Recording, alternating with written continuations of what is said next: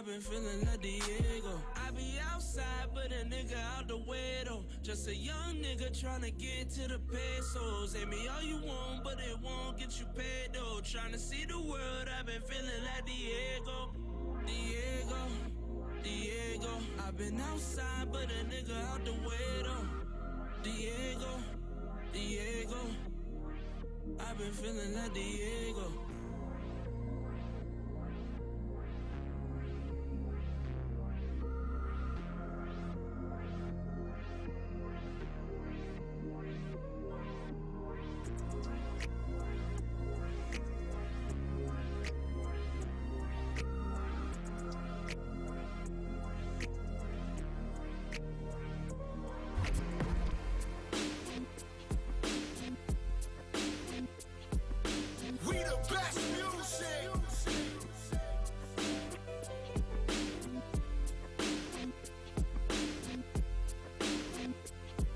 Another one. DJ Khaled. Back against the wall, middle fingers in the air. Busting through the crowd, they gon' feel me now. Straight shooter from the hip, yeah, we heavy in here. Told me get 'em, then I got 'em, yeah. Get 'em. 99 problem, but you ain't one. Been so high lately, I don't care what's going down. You can see it in my eyes, he been hitting it right. Got me wishing that he wasn't, no, no. And I need it all night. A real love, show me what it feel like. Fuck it, I let you pull up on me, bronzy light.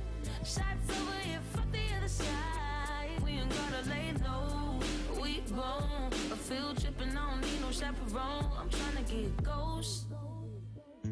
Oh, oh. Another one.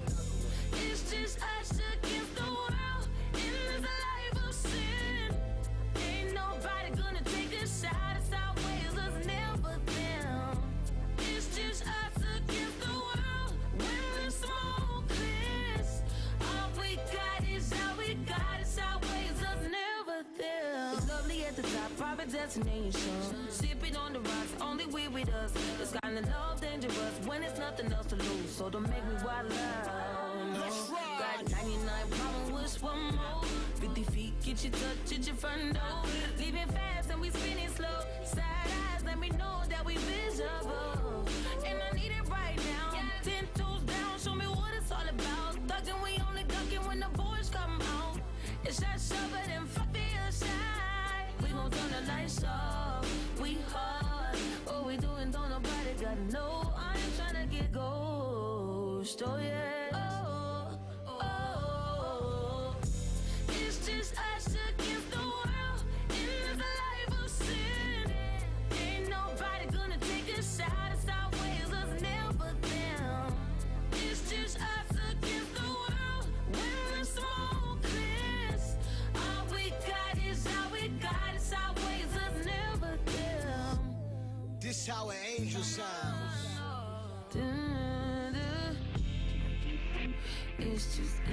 It's just us. It's just us. It's just us. It's always us. It's always us. It's only us. It's just us. It's just us. So it's always us. It's always us.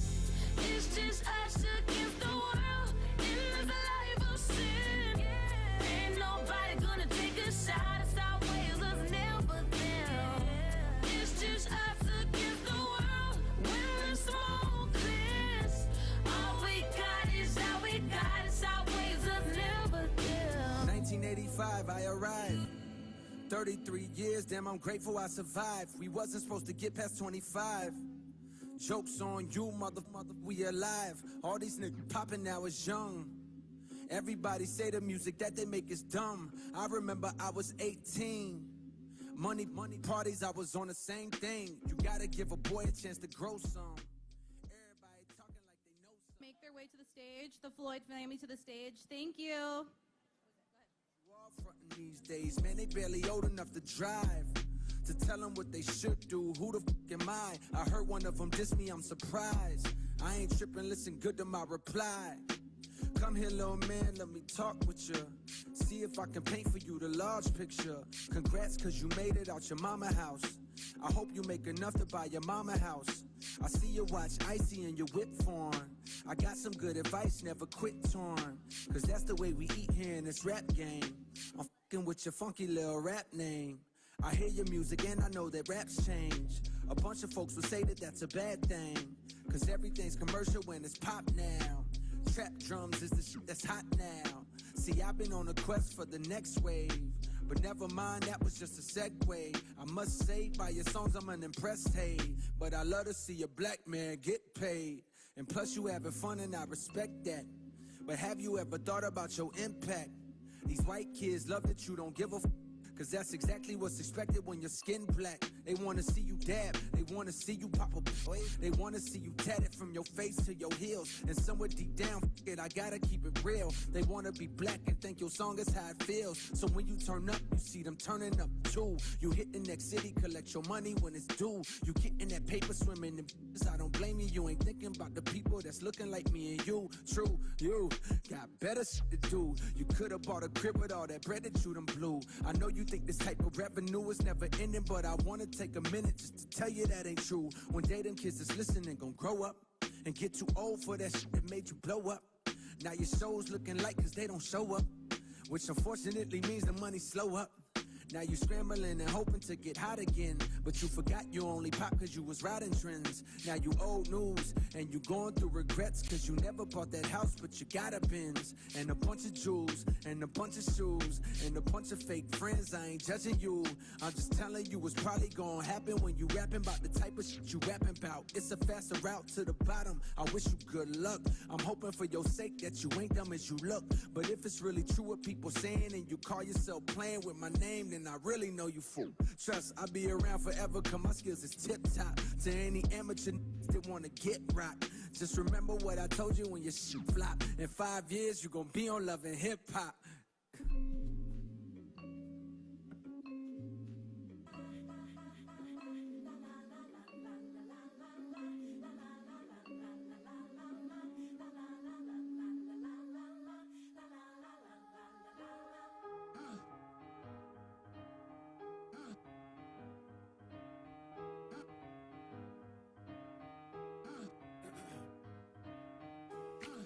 Hold on to me, don't let me go. Who cares what they see?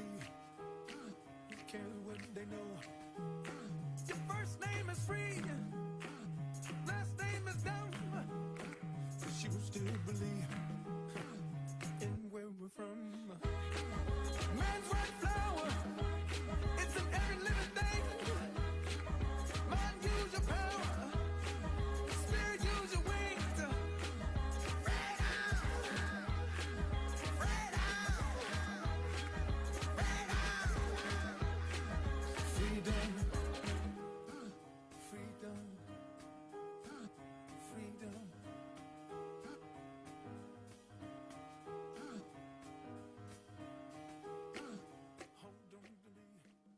Check, check. Hi, everyone. So I have the great pleasure of introducing Miss Bridget Floyd, the founder of the George Floyd Memorial Foundation, along with the rest of the Floyd family. Please give it up for the Floyds. Oh, y'all can do better than that. Please give it up for Bridget Floyd and the rest of the Floyd family.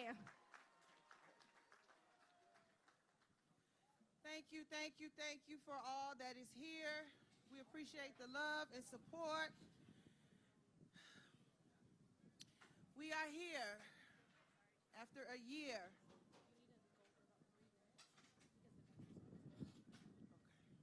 I'm sorry about that. We are here, and it's been a year. It's been a troubling year, a long year, but we made it. They say with God, all things are possible. And I'm a true believer in that. I have my family here that came from various different places.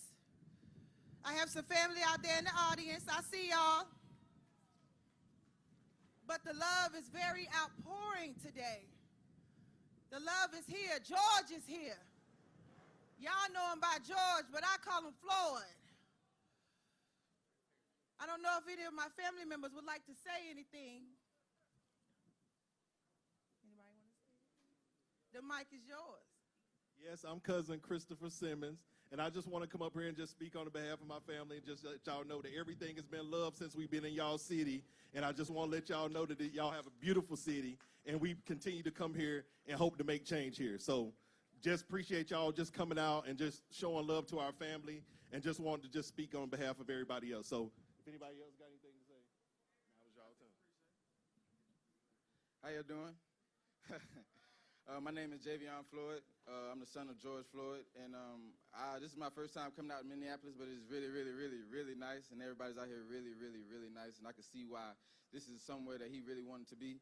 And I don't have too much to say. I just really want to say thank you all for showing my father so much love, and just showing my family so much love, and all the others who was lost to police killings. And you know, we really, really appreciate you guys, and really appreciate the love that you show us. And we love your city. Thank you.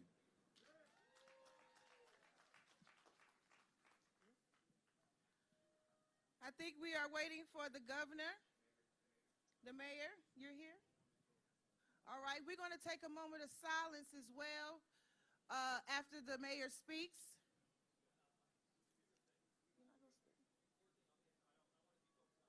I want you to say something. Say something. All right, he want to play the background, so you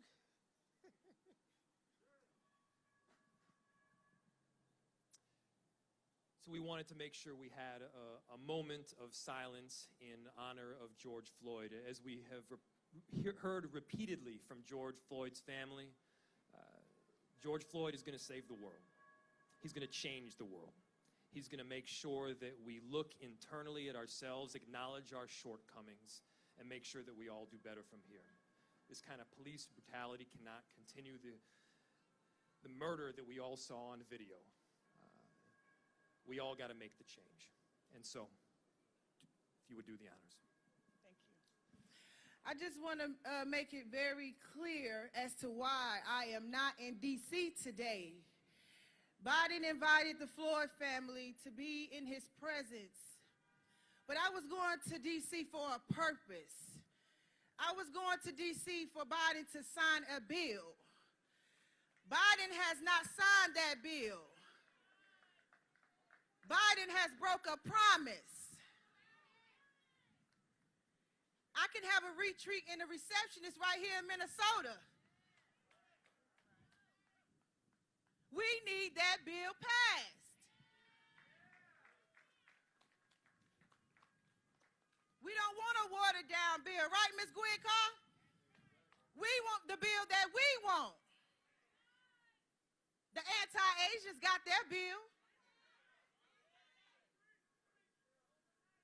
So my message to the president, get your people in order. Get your people in order. Because we're going to continue to fight this good old fight. We're going to continue to fight this good old fight. So that is my reason of not being in D.C. today, and it's okay. Because I have no doubt in my mind that bill is going to get passed. And when it gets passed, that's when I'll make my way to D.C.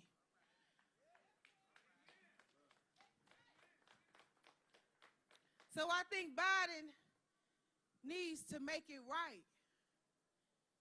He broke his promise. But I'm going to give him a couple more weeks to see what he come up with. It don't take that long to hold these police accountable for what they're doing. There's been a lot of names added to the list after my brother's death. And still nothing is being done. Us black people, it's time for a change. And I think it's time, our time is now. I think our time is now. Ain't that right, Jacob Blake? All right now. So we're going to have this moment of silence for Floyd. I feel him in the building already.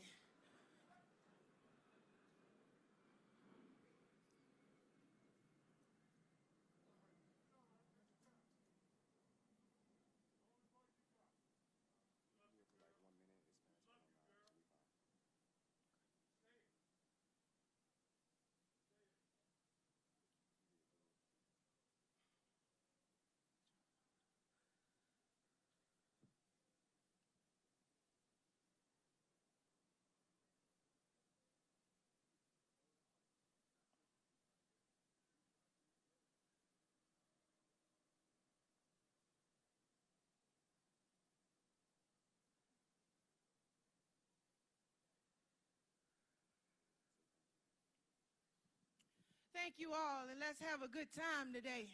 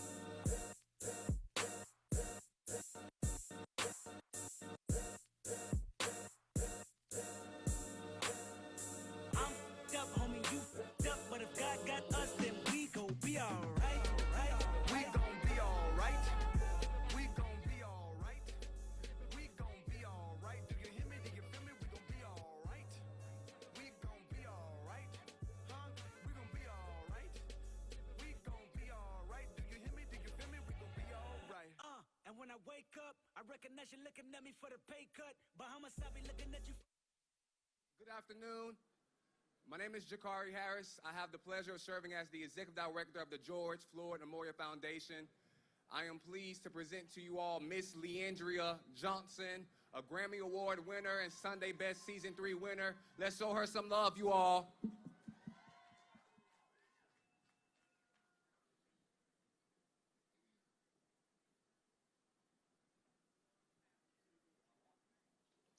How's everyone doing? I know this is a day of remembrance for our brother George Floyd. I'm just here to be in your city to just tell you that better days are coming. And I just want everyone to know that yes, we are celebrating a loss, but we're also celebrating life. Because through it all, through all of the trial and the tribulation, if we stand together and understand that God is, everything will be all right. So, you know, just scream at your neighbor, just real quick, just scream at him and tell him better days are coming.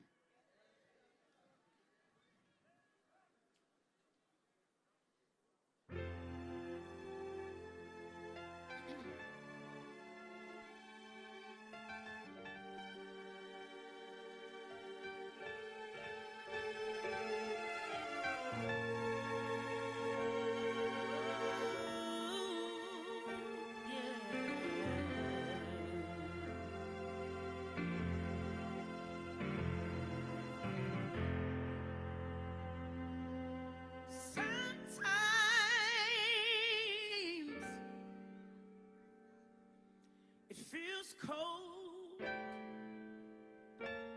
and you feel all alone, but hold on, better days are coming. It can be rough in this world. I know it ain't easy, but hang on in there. I know better days are coming. Yeah, yeah. You seem good, you seem bad. You've been happy and sad.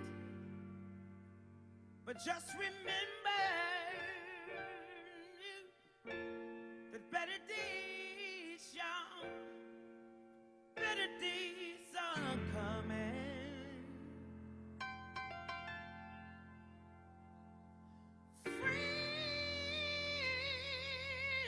Friends will leave you all by yourself, but don't you cry. 'Cause better days are coming. Let me say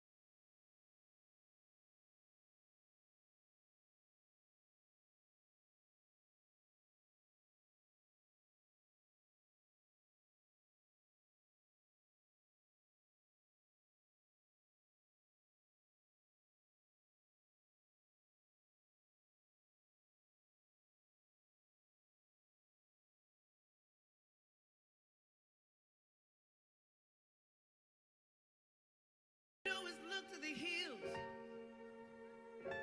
from whence cometh our help? How many know your help? It comes from the Lord. All you gotta do is hang on in there, hang on in there, hang on in there, hang on in there.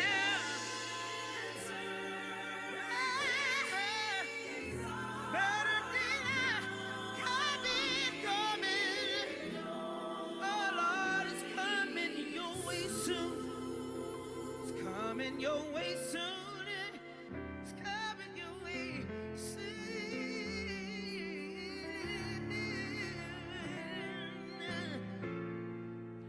Oh, the tears you cry. Oh, it's gonna water somebody else's grass. 'Cause better days are coming. Better days are coming soon.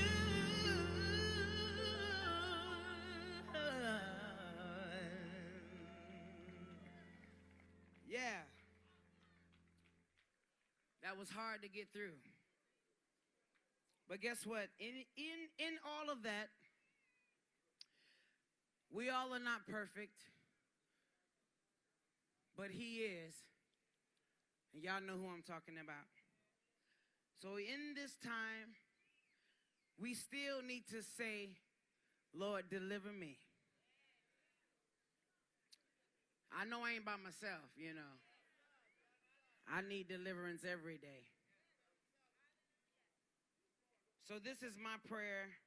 This is my go-to.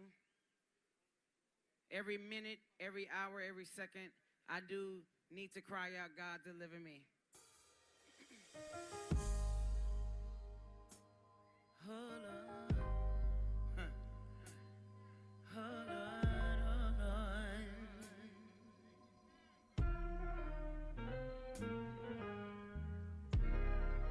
I stand before you today. Need a friend.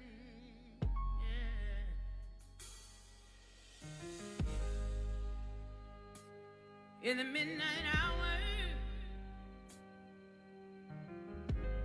in the midnight hour, when I need him, oh Lord, he's been there. Have you been there for anybody? I see you. He's been right there. So this is what I have to say to him. I have to say this. I say,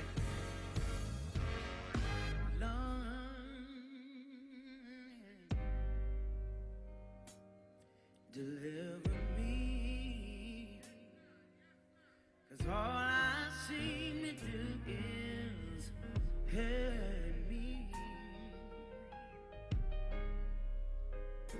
hurt me.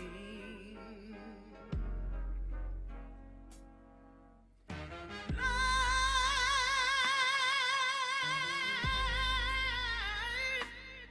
deliver me.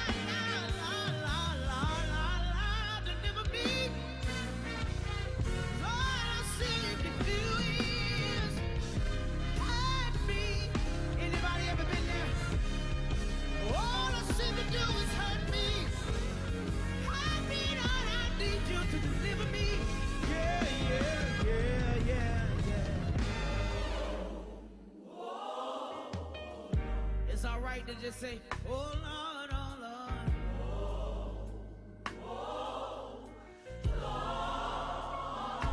Let us sing. Come on, anybody out there that know what I'm talking about? Anybody ever had to just say, Lord, deliver me? I need somebody out here to lift their voices with me. Just say, oh,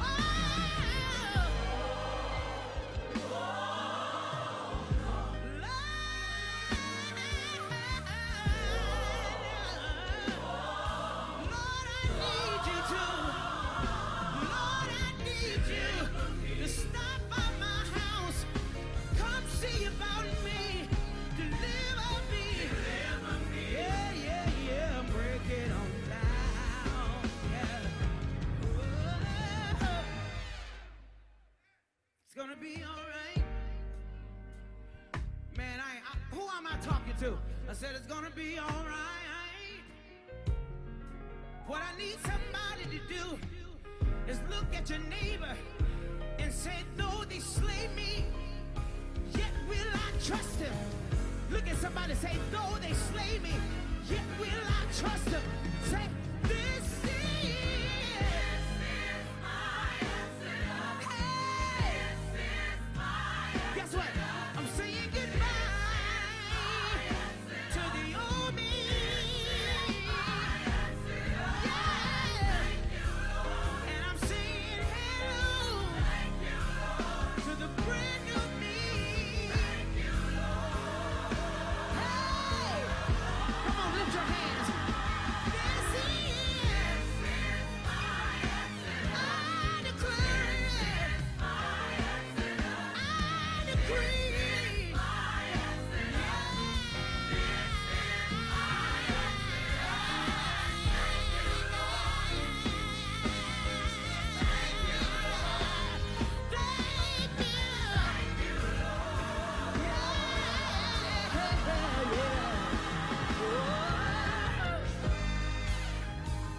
Come on, encourage your neighbor and tell them we almost there. Tell them. Tell somebody we almost there. We almost there. Now lift your hands and say, thank you, Lord. Thank you, Lord. Come on, come on. Thank you, Lord. Thank you, Lord. Thank you, Lord. Thank you, Lord.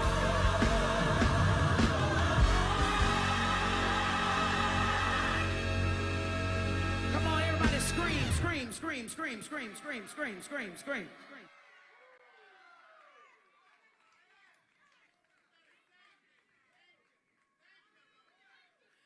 See, when the track is over, you still gotta tell them thank you. You still gotta tell them thank you.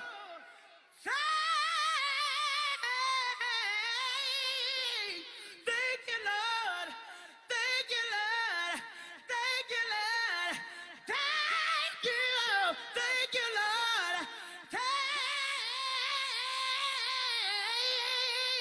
Thank you, Lord. Yeah. I ain't come here just to be sitting down. I didn't come all the way from Atlanta to come over here just to be sitting down. Somebody ought to tell them thank you. Thank you, Lord.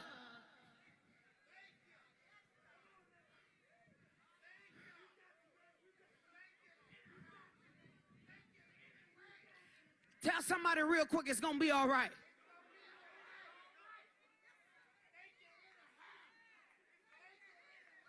I said, tell somebody it's going to be all right.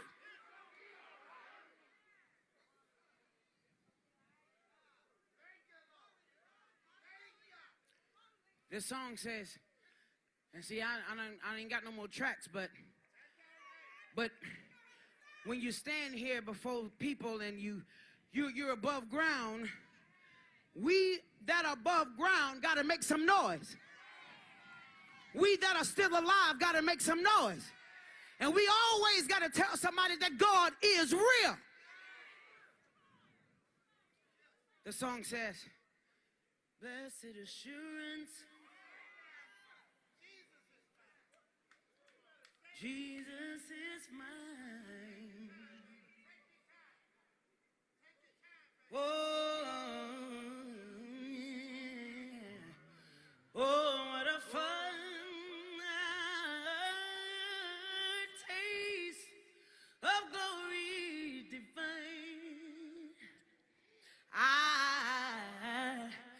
an heir of salvation.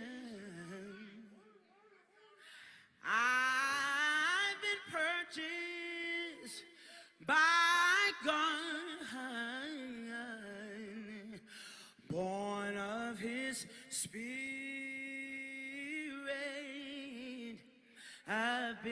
You've been washed in his blood. This is my story.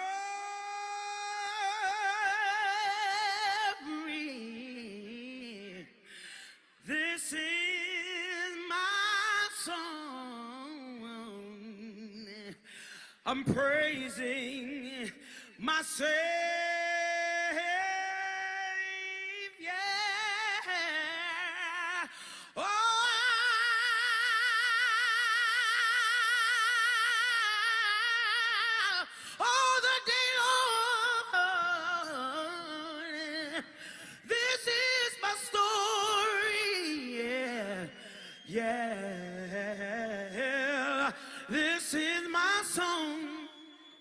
Oh my God, listen, I ain't in no church, but I feel it. But I'm praising my Savior. Anybody still praising their Savior? Anybody still praising their Savior? All the day long. I've had some good days. Come get the mic. Come on, get it. Let me talk to the music crew back here. I said, I've had some good days. I just want to talk to somebody. I said, I've had some good days. I had some hills to climb. I've had some weary days.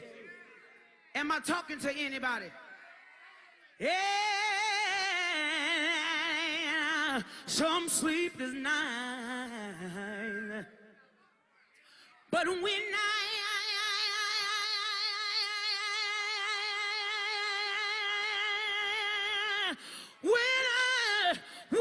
look around,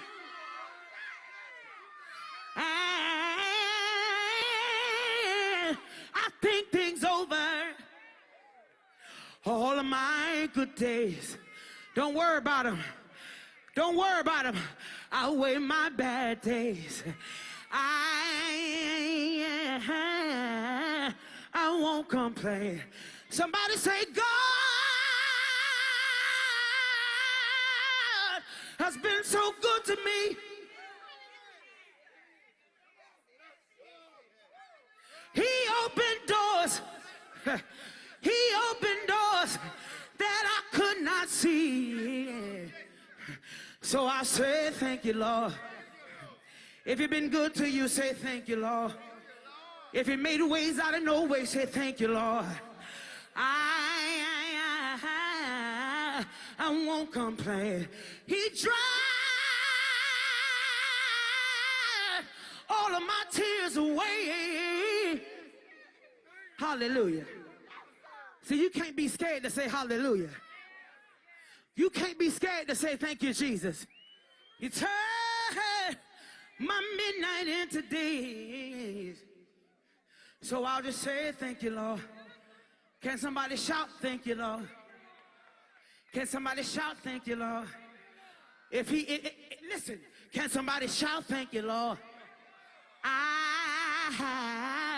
I won't complain. God bless you. I love you.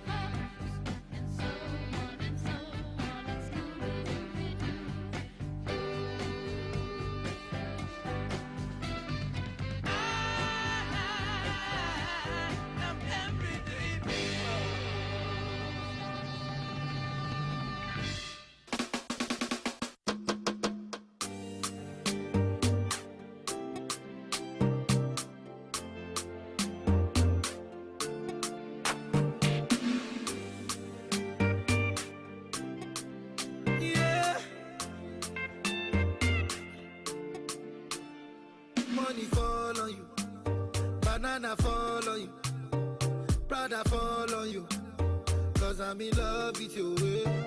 Money fall on you, banana fall on you, paparazzi follow you, cause I'm in love with you.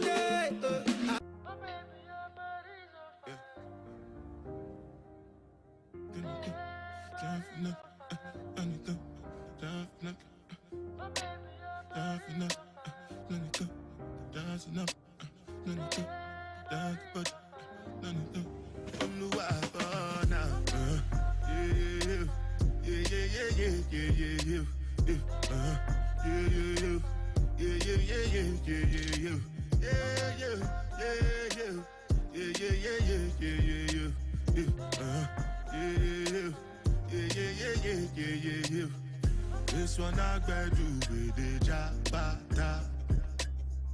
Me, I no get time, I did da. Dada cover my face, calling me la ba down. Biggie man, we know they wear a ba da. Tell me, my nigga, what's it gon' G-Wagon, all depend.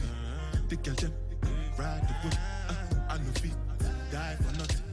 My nigga, what's it gon' be? G-Wagon, all depend. The kitchen, ride the whip, I no feet, die for nothing.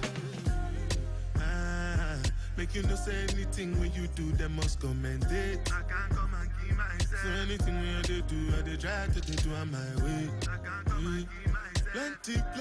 Plenty so far we face.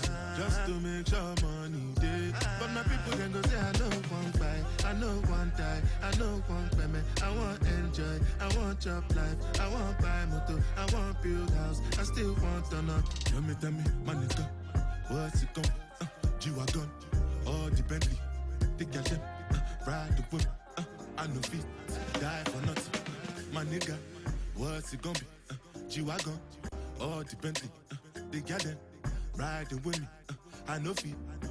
Different things them happening, schemes and packaging. In a one night for shows, I'm juggling. Flow like the ocean, my boat, I'm paddling. Sharashina Bella, that's my bro, my family. Frozen dreams. When it comes to money, I did concentrate. Make I tell you straight, you are not my mate. If you become a I be head of state. But my people then go say, I know one buy, I know one die, I know one payment. I want enjoy, I want job life, I want buy motor, I want build house, I still want to know. Tell me, my nigga, what's it gon' be? G-Wagon, all the Bentley, the kitchen, ride the whip, I no feet, die for nothing. My nigga, what's it gon' be? G-Wagon, all the Bentley, the kitchen, ride the whip, I no feet, die for nothing.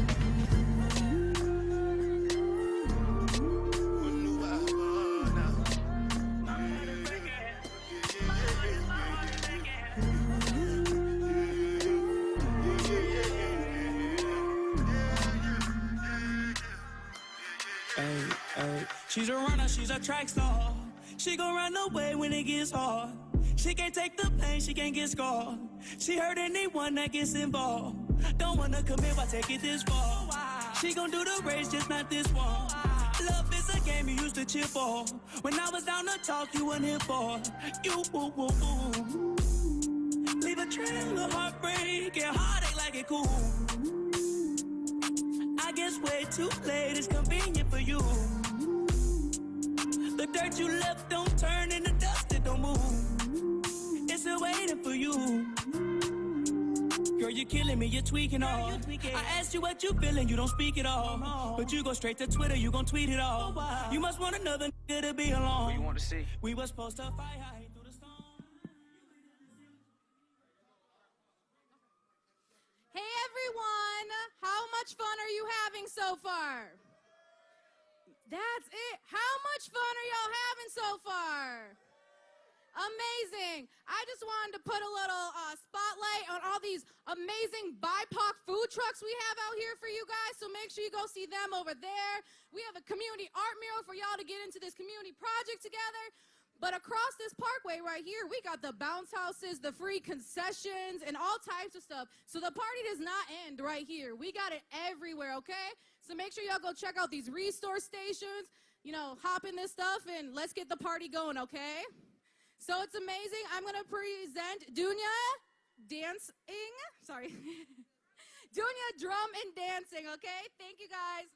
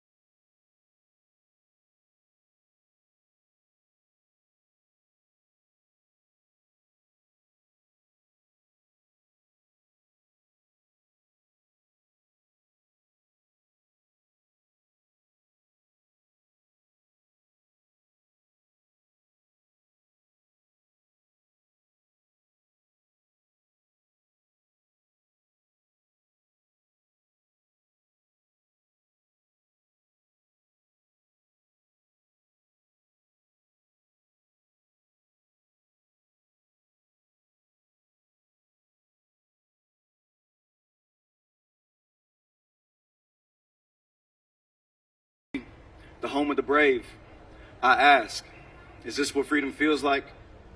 I may have removed the shackles from my feet, but my mind is still chained to the traumas that play on repeat in my head. Why is it always black bodies outlined in white chalk? Brown faces resembling mine slammed into the blacktop at the hands of a white cop. When will it stop? I'm sorry that I'm a threat to you, but am I a thug or am I misunderstood? Am I misunderstood, or do you not care to understand me? See, when I was born, I couldn't make my skin any lighter. I couldn't make my hair any straighter, and I couldn't make my eyes blue. And as I walk by you, I cannot smile any bigger. I cannot nod my head any harder. I cannot seem any more friendly regardless of any of your demeanor that I try to copy. So when you stop me, I cannot put my hands any more up. I cannot sit any more still. I cannot resist less. So now as I protest, I cannot write on signs any larger. I cannot march any farther. I cannot raise my fist any higher. I cannot raise my voice any louder. I cannot be any more peaceful. I'm sorry that I'm a threat to you. But as I stand in the land of 10,000 lakes, I'm drowning. Not because you think I can't swim. I'm drowning in the tears that I've shed for each new tombstone as we make it. This country you act like we hate it, even though we made it. And I can't wait for my son or my grandson or my great-grandson to pray up to me one day and say, finally, we made it. But as we continue to have funerals for black bodies, oppressive cities and systems will continue to be cremated. Our bodies, our language, our culture have been looted for centuries. So this chaos you see is a mere glimpse into our daily realities. And as you rush to board up your storefronts to protect your merchandise, just realize we've had our voices boarded up for our entire lives. I'm drowning in the fear that the next hashtag could be me. Will he lynch me? Because nowadays Willie Lynch's favorite letters are PD and DA and AG. I'm sorry that I'm a threat to you.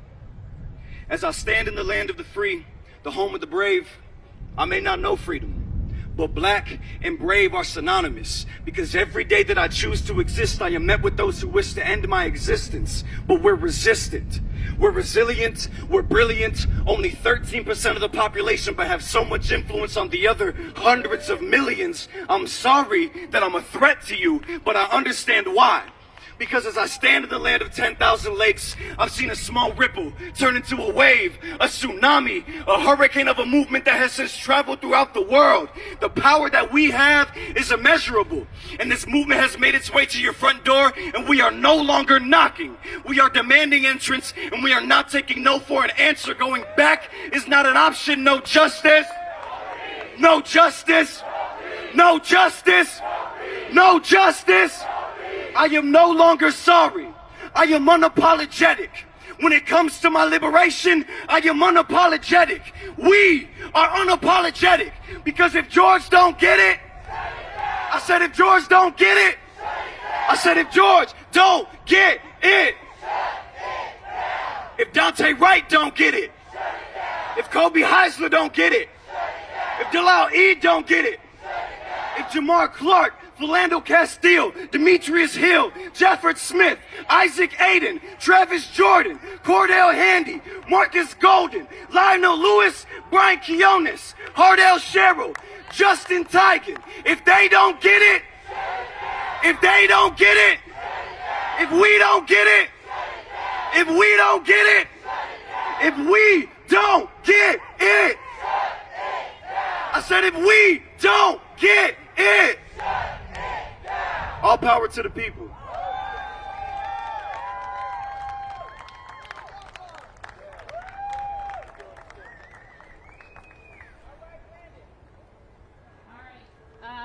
Thank you, Brandon. That was dope. Our next speaker, when you talk about black men leading the way, when you talk about leading with compassion and kindness and honesty and faith, that's Toussaint Morrison. Please give it up for Toussaint Morrison. Thank you, Tay. Came with this blazer and the idea to wear it while I was up here, and it's too hot for that, man. I can't. It is too hot. Sometimes it's a moment to speak, and sometimes you get moved to not speak. And so I just wanted to give this to Mr. Blake, who I just met, and all the families out here. I wrote this 2011 when I was working at Minneapolis-Roosevelt High School, and a young man had been gunned down, and it's interchangeable with police violence, and white supremacy manifests itself in a lot of different ways, and you can't separate the correlation of that from the ultimate ending of black folks' lives. But oh, I used to believe in their definition of free. I'd go to class in the days gone by while they taught me someone else's history.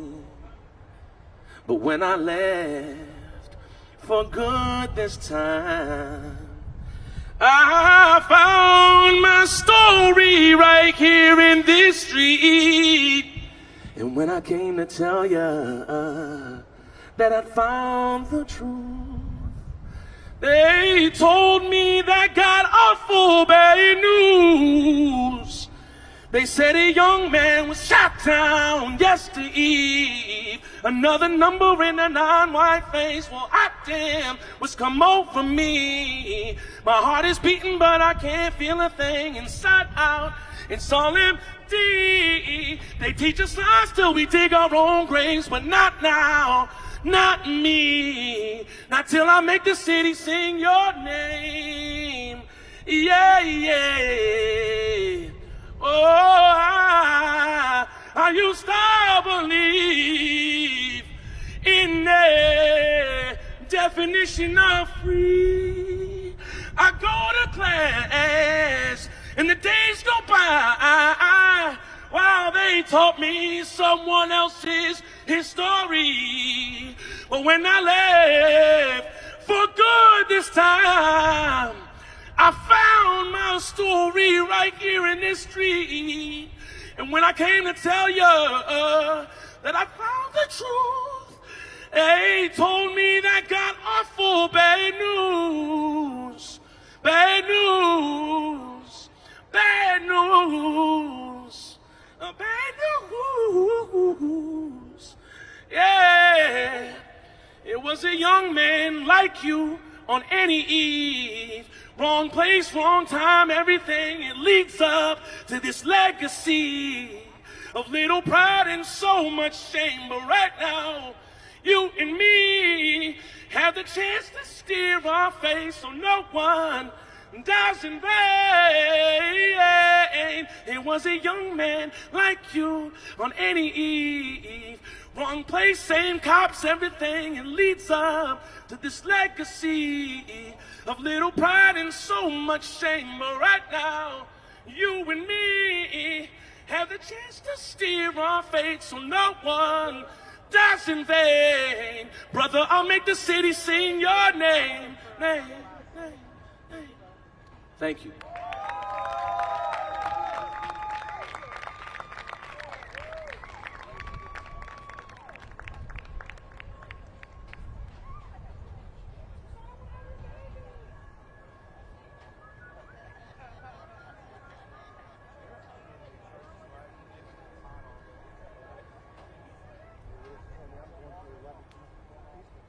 Thank you, Toussaint. That was beautiful. Our next performer shows up at everything for everyone, and he holds it down for his community. He's very involved in the youth, and he has amazing plans for the future. So please tap in with Nico. He's going to come up right now. Peace, peace, peace, peace, peace. How y'all feeling? Y'all doing good? All right, I got 5 minutes. I'm gonna just share what I need to share. We all got roles out here in this revolution, right? And I feel like a lot of people are playing their roles beautifully right now. And see people show up the way people are showing up. It's amazing. And I'm inspired. I've been inspired. But yeah, we're gonna get this going.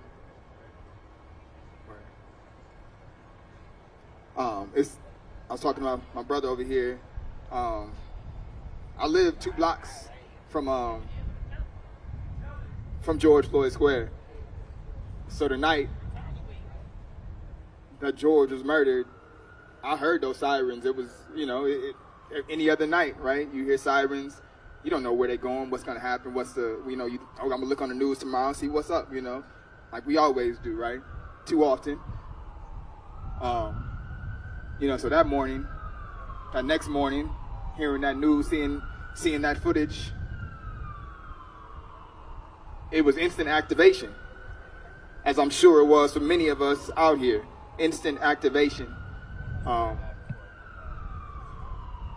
so to see from then till now, the work and the power that has come from that sacrifice that George Perry Floyd has made, I'm ready to keep going. We ain't gonna stop. Like I said, if George don't get it, right? If we all don't get it, I'm gonna do a spoken word piece first. This feels like the right order to do this in. Keys for the door to freedom. Keys for the door to freedom. You see, I'm a key, you're a key. He's a key, she's a key.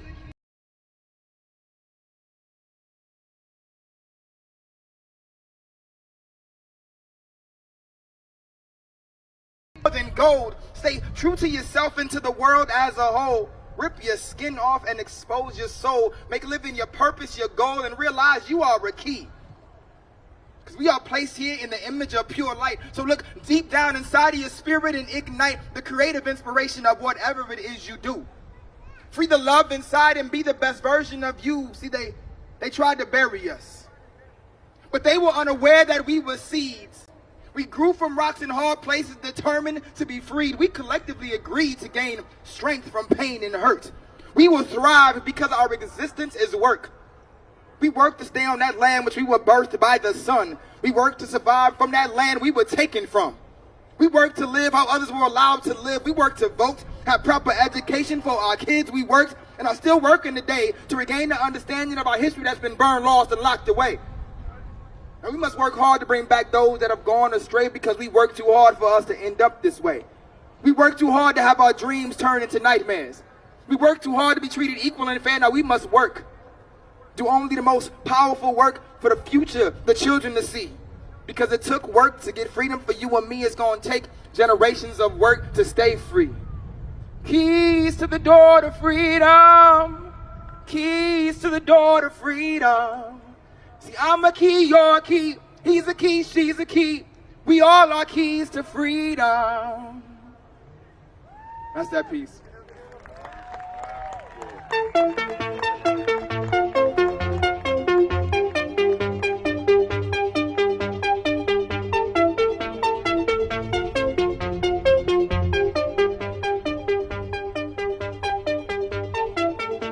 Don't complicate your mind.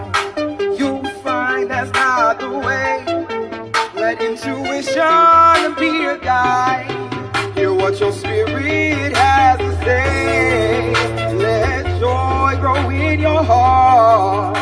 Let all pain fade away.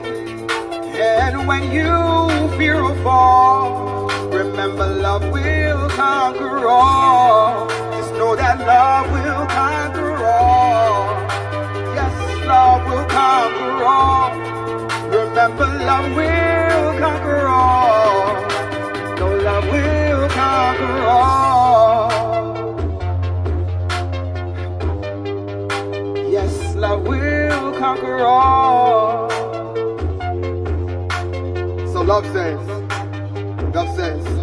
see, I am far from blind. In fact, there's nothing I can't see. I transform every being that believes in me. I help you become what you dream to be, the most priceless resource, and I am free. Every living thing would agree it's not money that makes the world go round, it's really me.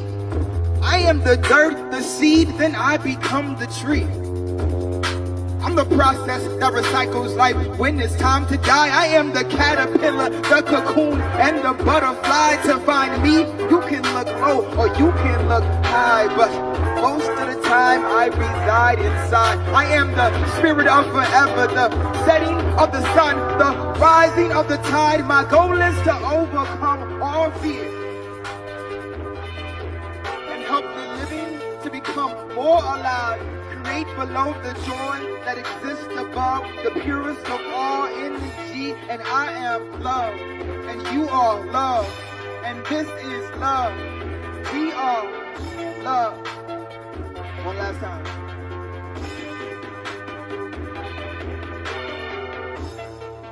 Don't complicate your mind. You'll find that's not the way. Let intuition be a guide. Hear what your spirit has to say. Let joy grow in your heart. Let all pain fade away. And when you fear a fall, remember love will conquer all. Just know that love will conquer all. Remember love will conquer all. Just know that love will conquer all. Yes, love will conquer all. Appreciate y'all. Bless. Hey, love y'all. Anything you can do about it, let's look out for one another. Let's spread love, peace, justice. One. Appreciate you.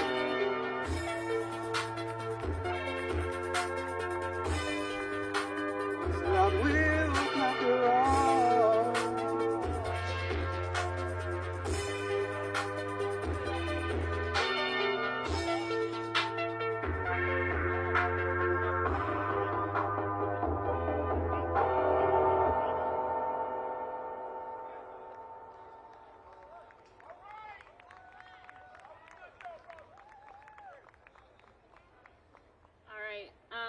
This next speaker is, I don't have the words to describe how absolutely incredible and strong and powerful and what a force of nature Toshira Garraway is. Even though she has had to endure incredible pain that she should have never had to face, she still stands up every single day and fights for not only her loved one who was taken at the hands of police, but all of the families in Minnesota. Her work is absolutely tireless, and I can't thank her enough for her presence in the community. It's my absolute greatest honor to introduce Toshira Garraway, the founder of Families Supporting Families Against Police Violence.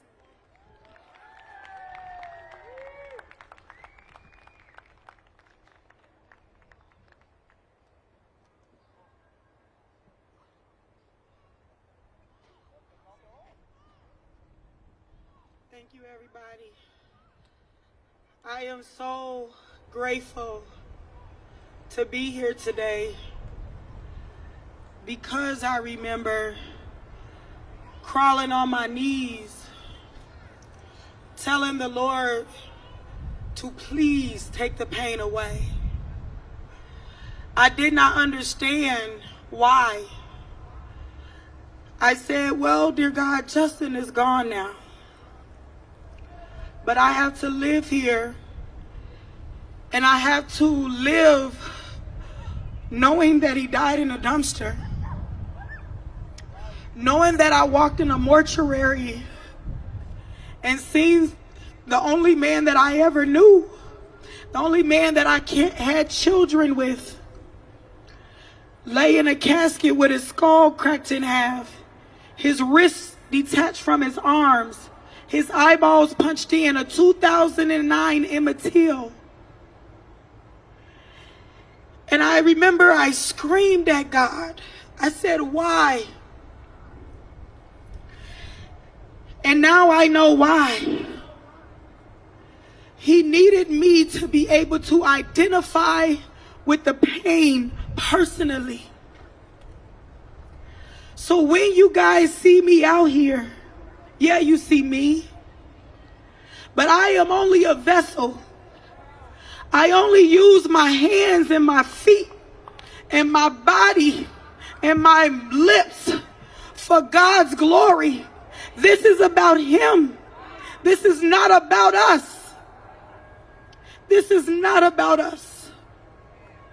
Because as I said the other day, God is tired, even God is tired of what they're doing to our people. And the Lord told me 11 years ago when they murdered my son's father, that the way they strategically covered up the murder, I knew that they had been doing it and that it was going to be more.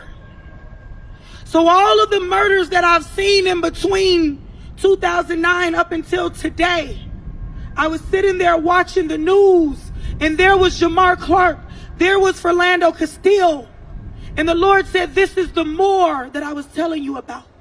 And then I started to meet Marcus Golden aunt, Cordell Handy mother, Jeffrey Smith mother, and all of these other mothers that no one knew anything about because their murders were swept under the rug just like Justin's. And then George Floyd happened today, a year ago. And the floodgates of heaven open up.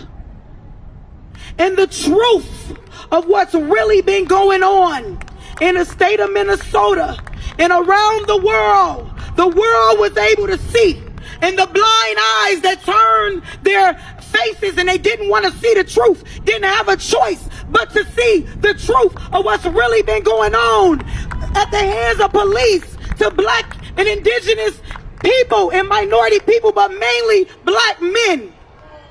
So I want to tell you guys today that my fight is not just for the lives that's been stolen, but it's for every black man that is walking the face of this earth. Because you don't have to be my biological brother. You don't have to be the father to my child.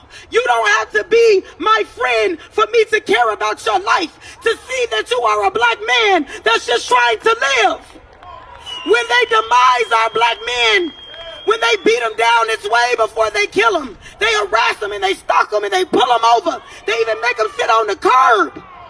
That's a way to dehumanize them and make them feel less by making them sit on the curb. Well, the women are standing up. The black women are rising up. And we tired of what you're doing to our men. Enough is enough. Enough is enough. And one thing about a black woman, when we get tired, and we are tired. So my boots is on the ground for the Lord.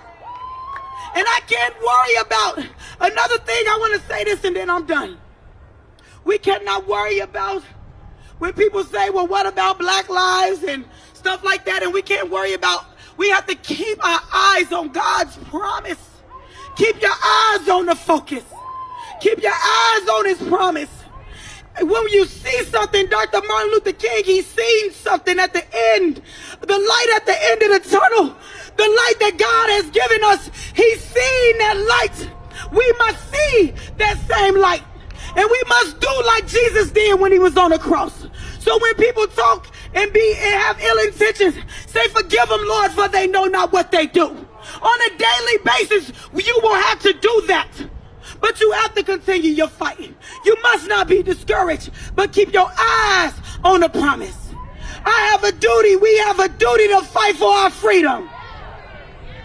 We have a duty to win. We must love and support one another. We have nothing to lose but our chains. You hear that? We don't got nothing else to lose but our chains. Nothing else. We have a duty to fight for our freedom. We have a duty to win. We must love and support one another. We have nothing to lose but our chains. We have nothing to lose but our chains. We have nothing to lose but our chains. to the people. Thank you.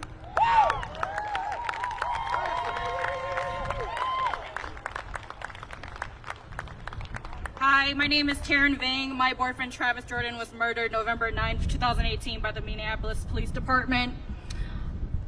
I don't even know how to go after Tashira, but I really do want to thank Tashira for, having her organization, Families Supporting Families Against Police Violence, and really giving all families the platform to speak on. I really feel that George Floyd was a guiding light for all of us in how we put the spotlight on the whole guilty system. The mayors, the governor, the legislators, your state representatives, your senators, the BCA, and the police departments that all murder black men. My boyfriend, he was multiracial, he was black, Japanese, Native Hawaiian. If you are going to love a black man, you need to be able to show up for him even after he was murdered. I need to see more people out here fighting for their loved ones, and I'm talking about Asian people too. There needs to be allyship between all these communities. They are all trying to separate us, and we all need to build solidarity together. We all need to be there for each other. I need to see more people that look like me out here to support each other. It can't just be me and like 10 other Asians. We all need to be out here supporting the black people because they have been there for us since the very beginning. The very beginning.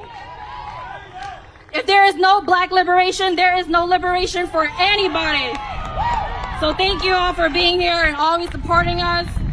Thank you.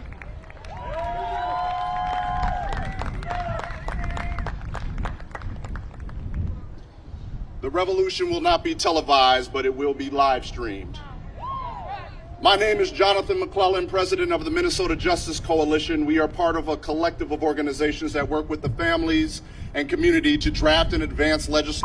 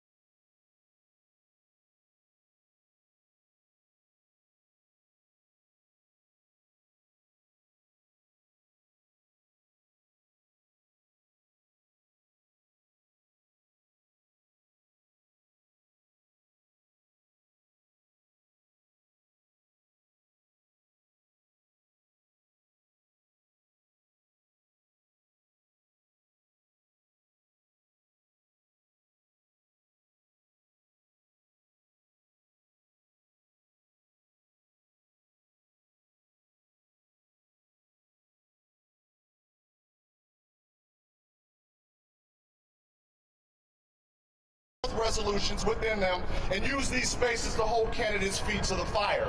Because we are not going back, we are going forward. The new legislative maps are being drawn up right now, and it will take all of us.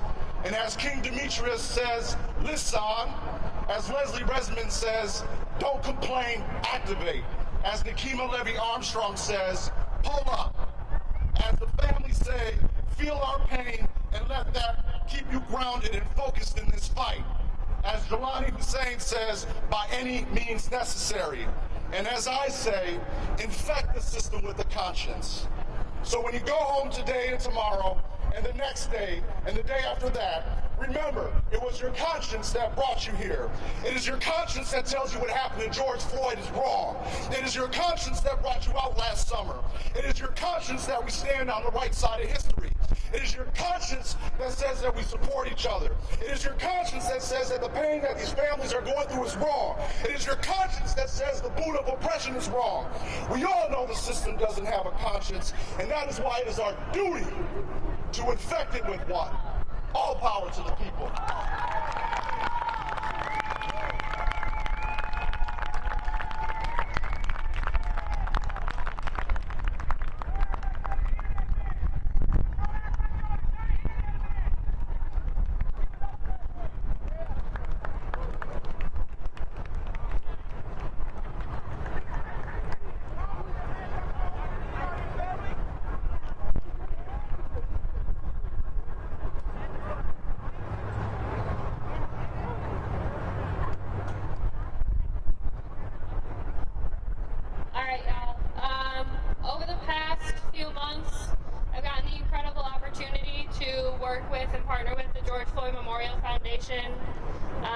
For partners here with us putting on this event, and I've gotten the great opportunity to connect with their interns who are really like seriously pillars in their community at Texas A&M Commerce.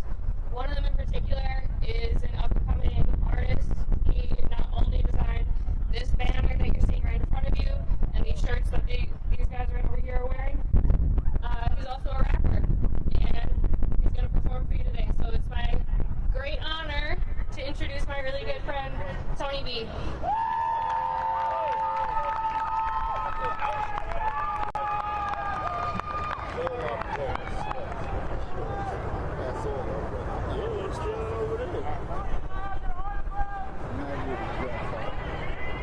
My bad. Minneapolis, how y'all doing today? R.I.P. George Floyd. I'm from Dallas, Texas, actually. So I got the pleasure to work with Bridget Floyd. I'm on my executive director, Jakari Harris. We also work with Visual Black Justice. I'm on with a lot of other organizations. So we flew out here and we wanted to show respect. So I want to respect y'all by giving a little performance, if that's cool. Well, I mean, if that's okay. I ain't trying to impede.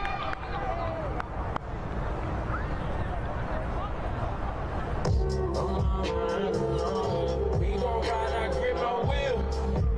Yeah, okay. My blackness skills, recognizing my word, check it, Nights alone, drink in my hand, try not to think about it. Word, then it's brand, my skin so tan, your skin is human chocolate. Sea or land, my plan withstands these pressures all around me. Still I pray to you, my friend, my home was never grounded. Yeah, reflect. Yeah, I need protection. I need some love. I want your trust. I need affection. I need affection. Oh, word, reflect. I need protection. I need some. Whoa, I need your trust. I need affection. Yeah, hold up. Still, I'm gon' ride, not grip no squeal. Still, we gon' ride, not grip no wheel. Still, I got guys who shoot, no kill. Recognizing my blackness kills. Straight off here, my people's will. Drop your gun, hands up, don't shoot up, bro. They killed George Floyd, you don't think they gon' shoot my brothers. All I ever needed was another way to keep me elevated. Melanated, chosen working culture, in this brother like action. So I got Tennessee to back up. Sit I'm on fire, the Ku Klux. Since my time, we got that change. We don't been really far, them acres. Run me my papers. Said, run me my papers. Yeah, flag. I need protection. I need protection. I need some. I need affection. I need affection. I need affection. Oh, word, okay. I need protection. I need protection. I need some love. I want your drugs. I need affection.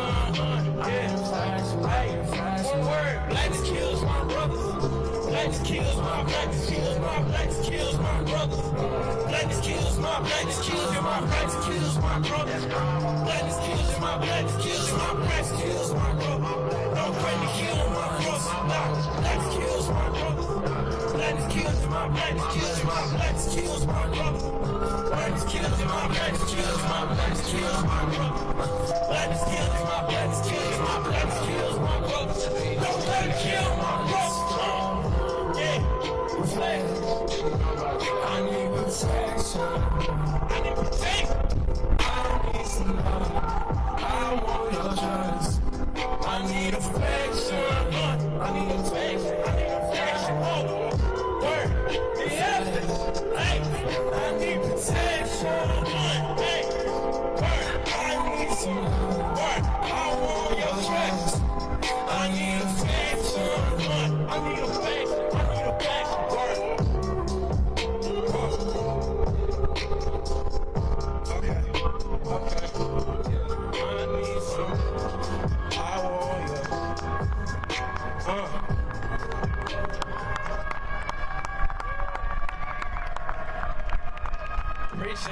Appreciate it.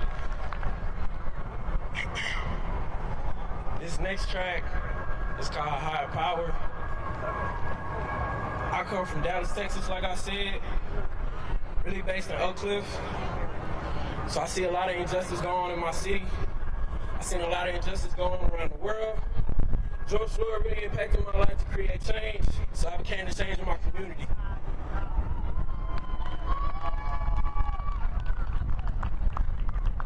I told myself I wasn't gonna cry today though, so I ain't trying. But can we get into word? Yeah, word. Price has grown short of my people are disloyal. I feel good to know that I survived under deep water. Some niggas fall under pressure. Our people giving me extra benefits under the table. Word. Look at my ball for my ancestors. Word. He laid out on the stretcher. Probably from being possessive. You know how many niggas die before they reach their attention. How the fuck you know my life if you didn't respect it? They won't play my shit at parties because of the message. They won't see until I'm on and my future's accepted. I talk business with plenty niggas who need some protection. Treat me like fathers who been inactive, I'm used to neglecting. Yeah, words of encouragement, it's harder if you pay attention. You heard me out so many times and I'm like, fuck you, listen. Get what you pay for, ask me if I should take more, break my back for some niggas that use me to get this right. For every nigga that's killed and every cop that gets shielded, it's sending judges to hell. Man, not even chill, you can't even face the field. We just call this shit dead, man, I been calling for care. Great storms come ahead, great moments gon' merit. They gon' try to use fear, but I got no flaw in my spirit. A higher power is here. Yeah, a higher power is here. A higher power. You got races, my city, they got me thinking if heaven actually is a place where they don't resort to weapons. See, I admire compassion and somewhat grateful blessings. My own message of figuring what you like to hear resulted to me finding my place, but mama don't shed a tear. It's not value what was taught for me to make it here. You and Pop paid off the house, no longer have to fear. I'm missing bills that's taking toll on you for every year. I wish my youngest self could know when he got turned dick. High emotions that's driven with newfound memories forgotten. Yeah, I'm amazed at the thought of you remembering me. He gon' let it squeeze and bust the head on window shut. I spun up and lock him up and said that boy coward. Crazy thing is he was framed at home and taking showers. But this black skin got him sitting in the cell for 24 hours to live and he can't even think about it, nigga. Yeah, these niggas listen on the hope of what I'm about to be. Or maybe I'm the opposite of what you pretend to be. Money spent on designer clothes and Glocks that are never low. The only time they squeeze and bust is when they hit their soul.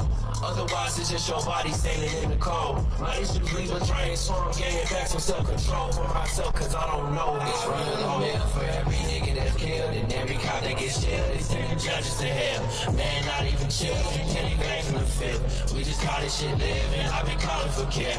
Great scores come ahead, great moments gon' merit. They gon' try to use fear, but I got no flaw in my spirit. A higher power is here. Yeah, a higher power is here. Where the higher power is here. Minneapolis, thank y'all for having me. One time. George who? George who? Don't forget it. Like I said, my name is Tony B. I'm from Dallas, Texas. Thank y'all for having me.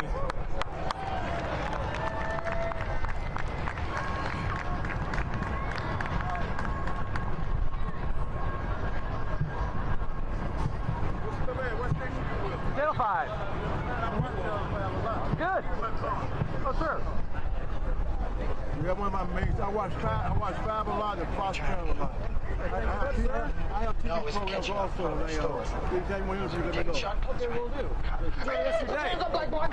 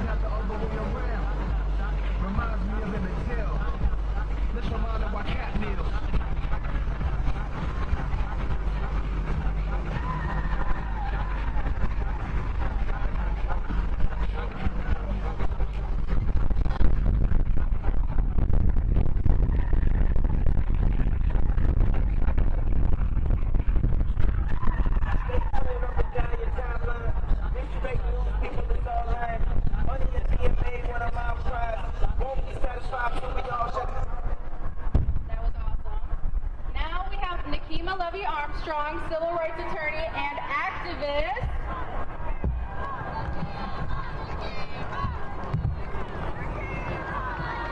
All power to the people. I see my young people over there. I love y'all. All right, y'all, I feel like my tank is so empty because we've just been going and going and going and going, like Chantel said. The movement never stopped. But I'm gonna just call on God and just ask him, what is the word for his people in this time? I think that as we are looking at the 1-year memorial of George Floyd being killed, it's important for us to think back on where we came from. Now in Minnesota, first of all, people didn't even know black people lived here. Okay? But we've been here, and we've been holding it down and standing on the front lines. Like Chantel Allen talked about, really our marches here began when Trayvon Martin was killed. We started taking to the streets, we started marching, and then Terrence Franklin was killed in 2013. It was a very small group, probably smaller than the number of people who are sitting here right now in this section, that actually took to the streets, because Ferguson hadn't happened yet with Mike Brown. But once Mike Brown was killed in Ferguson, many of us went there to stand in solidarity with the people of Ferguson. And this was before there was a Black Lives Matter. And then when we came back from Ferguson, that's when our young people said they wanted to start a BLM chapter. So from that point, we started to shut shit down. We shut down I-35 freeway in solidarity with the family of Eric Garner, John Crawford III, so many people who have been killed during that time period. Then we shut down the Mall of America in December of 2020, at the time when the Mall of America was seen as the largest mall in America. 25 people got arrested that day. I see my homeboy Drew, who is a teacher. He was one of the people who got arrested at the mall. And then 11 of us got charged as organizers 3 weeks later. I was one of 2 people with the most charges. So even though I was a civil rights attorney and a law professor at the time, they charged me with 8 misdemeanors. And I just said at the time, how do I make it out the hood with no charges?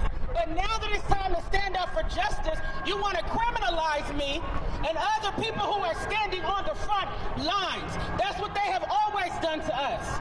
When we think about the institution of policing, we know that it started as slave patrols. We can never forget that history.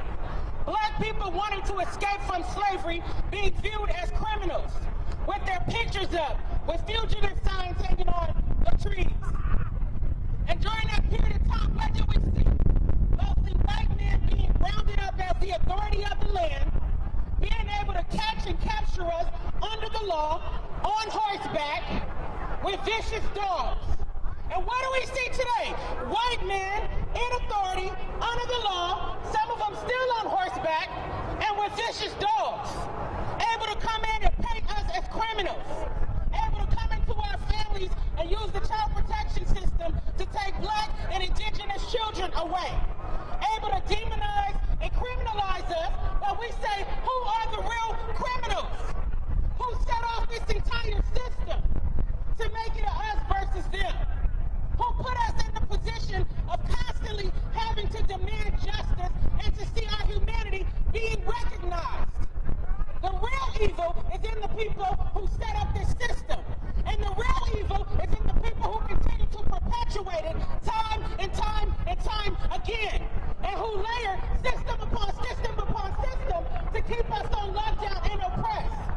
And when we take to the streets and we declare Black Lives Matter and we shut things down and we demand justice, they want to demonize the people that are racially refuse to be treated like second and third class citizens. We are not animals. We are human. George Floyd should still be alive. There's no reason at last Memorial Day that we're trying to enjoy time with our families, and the next thing you know, we're tagged in a post saying MPD choked the life out of somebody. Now this was before it made the news. A woman named Ashley Canonas, a black woman whose husband Brian had been killed by police, was paying attention. Somebody somebody reached out to her and said MPD killed somebody. And when I was tagged in that post, I looked online, I didn't see nothing. So I called the chief of the Minneapolis Police Department to ask him, did MPD kill somebody tonight? And the chief said no. He was told that somebody died as a result of a medical emergency. And I said, did you see video of the incident? He said no. I said, you need to see some video. Because the community is saying something different happened. So we sent an activist, Eliza Darris, to the scene to interview people. And then we found out the truth. And then we saw Darnella Frazier's video that's been seen around the world 50 million times. A young black girl who could have been minding her business, going into Cup Foods, made George Floyd her business. She made the behavior of the Minneapolis police her business. We can never forget the power and importance of one person stepping up and making a difference. And the other bystanders who came along, who were witnesses, and who called out to those who are supposed to protect and serve. And when all of that happened, it got into the hands of the people. And like Chantel said, we didn't have to get ready. We've been ready. We've been having to take on this system. We've been having to deal with crooked and corrupt politicians. We've been having to deal with a state that's 84% white that doesn't want to see our humanity. So within hours, in the midst of a pandemic, we took to the streets. And we marched from the place where George Floyd was killed to the 3rd precinct. And within 1 week of that period of time, y'all know, an uprising happened because the people were sick and tired of being sick and tired. We saw buildings burning, we saw all kinds of things happening. And rather than people focusing on the reason that we were out there, they want to talk about looting. And we've had reporters ask us about looting. And what I say to them is, who are the original looters? Period. Who looted the land we own? That you never gave back. You never gave compensation for. And you treat indigenous people like they don't belong in a land that they founded, that they tilled, that they took care of, when there was more balance even in nature. Before these colonizers came over here and did what they did. Who looted our ancestors from Africa and all their resources and everything else? Who looted our intellectual property? Who looted our DNA to set up their whole medical profession? Who is looting our children's right to a quality education? Trying to pretend that they're intellectually inferior when many of our children are brilliant. And they're setting them up to be marginalized in this society. And we say enough is enough. Enough is enough to all of it. Because George Floyd being killed is the tip of the iceberg.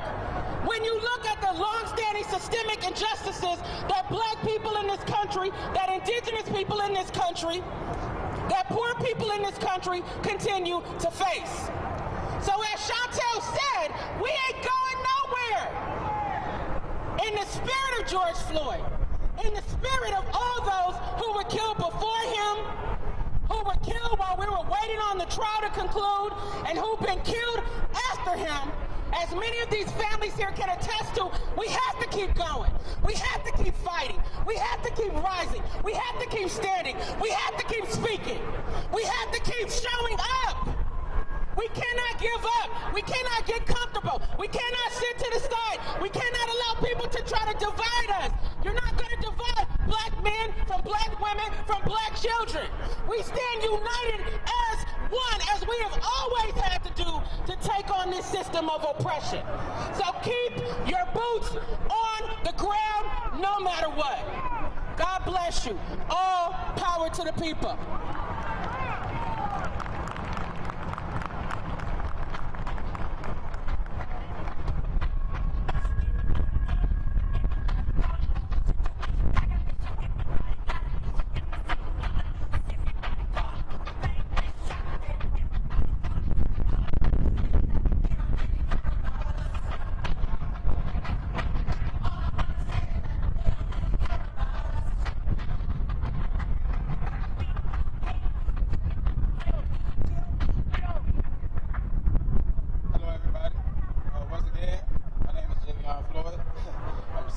Floyd, and I'm here to introduce the beautiful Breonna Wilson. She's from Breonna Nelson, I'm sorry. Breonna Nelson, and she's from Milwaukee, Wisconsin, and she's, shout out to Milwaukee. They got it. So she's with the All of Us or None organization. So if you give her a round welcome of applause, she'll tell you what she's about. Thank you. What's up, Minnesota? All right, again, I am Breonna Nelson. I'm president and founder of Sisters Keepers Wisconsin. I also am a member of All of Us or None Wisconsin, where I serve as the chairwoman. Yes. However, I am from Minnesota, and I'm a Minnesota native. My father, Dwayne Nelson Sr., is the brother of Prince Rogers Nelson. I come from a family known for their global philanthropy efforts. So as the George Floyd murder rocked our nation, it rocked my soul. As so much that it moved me into immediate action, and I have not sat down since. Until justice rings loudly for all of our people and lawmakers rise up and finally create laws that protect and benefit us, I will not sit down. So today, All of Us or None has organized a caravan to be here. We wanted to come highlight and echo that the same narrative is playing out in our state as well. We brought the families of that injustice to stand in solidarity with the Floyd family, to say enough is enough. All of us? All of us? All of us? Thank you, y'all.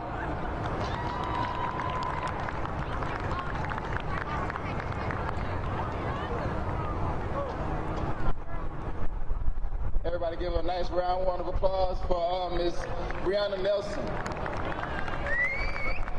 All right, so next we have Mr. Jacob Blake Sr. We all know him very, very well, and he's helped my family a lot throughout everything that we've been through. So at this time, we'll have Mr. Jacob Blake Sr. come up stage. Come on, y'all can do better than that. Y'all know who this guy is. It's Mr. Jacob Blake Sr. Come on, huh? No justice! No justice! No justice! Down in Kenosha, we say 7 in the shots in the back, and then y'all say that ain't right.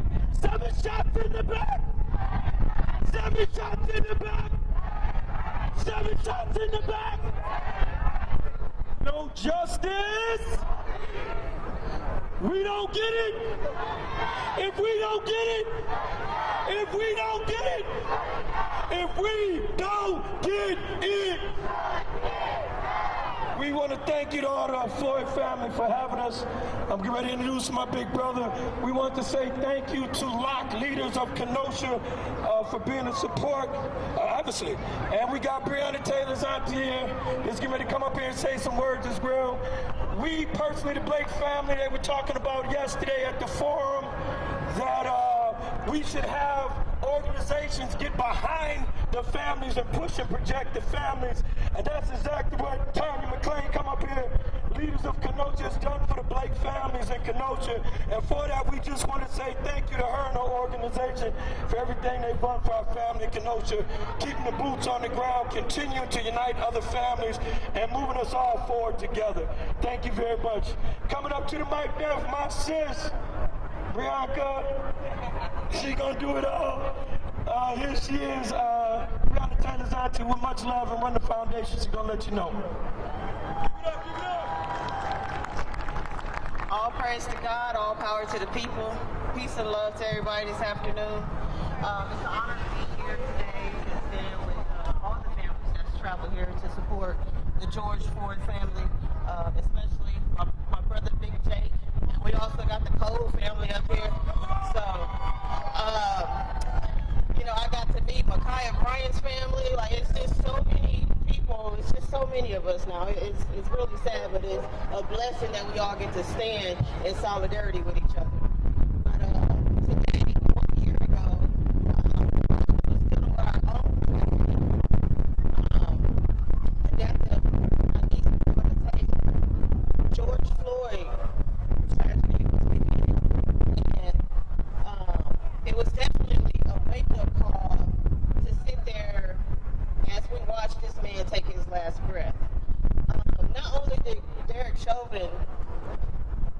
kneel on this man's neck for 9 minutes and 29 seconds. He did it with his hands in his pocket. And he did it with this dumbass look on his face. The same dumbass look that he had when he got the guilty verdict. He showed no emotion. And that's why it's so important that we stand together, because he hasn't got sentenced yet. You know what I mean? So he may have got convicted, but he hasn't got sentenced. Convicting him is accountability. His sentence should be justice. And we don't want nothing less than life in prison. Let's understand that. And moving forward, we all got to come together, because if y'all think these people is going to feel sorry for us and do things on our behavior, they're not. They're not. The time is now. We need to start organizing and strategizing so we can defund the police and refund our community. You hear me? We need to dismantle this racist-ass justice system we have. And the only way we're going to do it is together.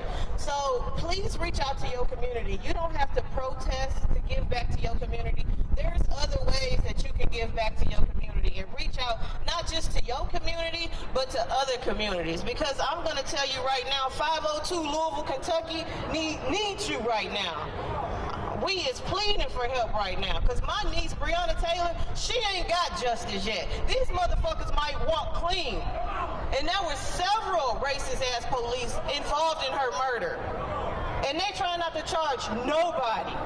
The walls got justice before this beautiful black queen killed in her own home. So I just ask that you know, we stand in solidarity with each other.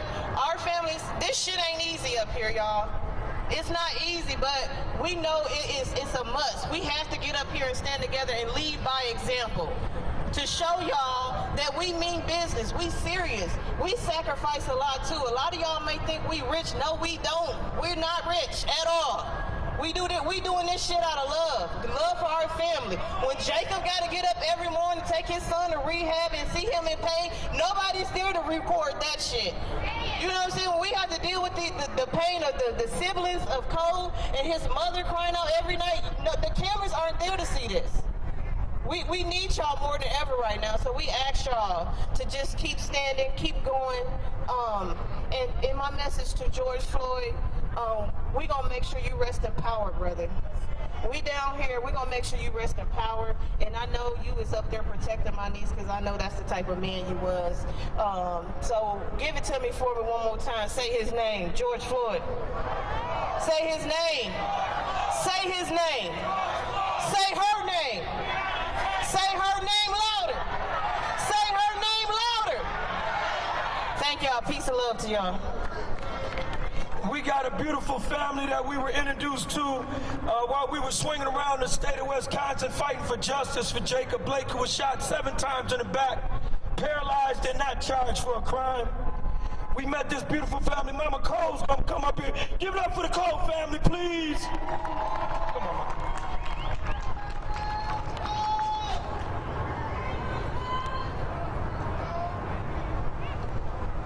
I want to thank everyone that came from Milwaukee, Wisconsin. The People Revolution. The People Revolution have been fighting for the Cole family from day one, and I appreciate it. They've been marching for a year. 365 days.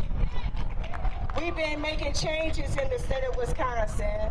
My son, Albert Cole, was only 17. He just turned 17. He was shot in the back. And it's hard, you know, because when my son was murdered by a cop, I didn't even know about the other 2 killings that this cop did. This cop by the name of Joseph Mensa, I ain't afraid, Joseph Mensa.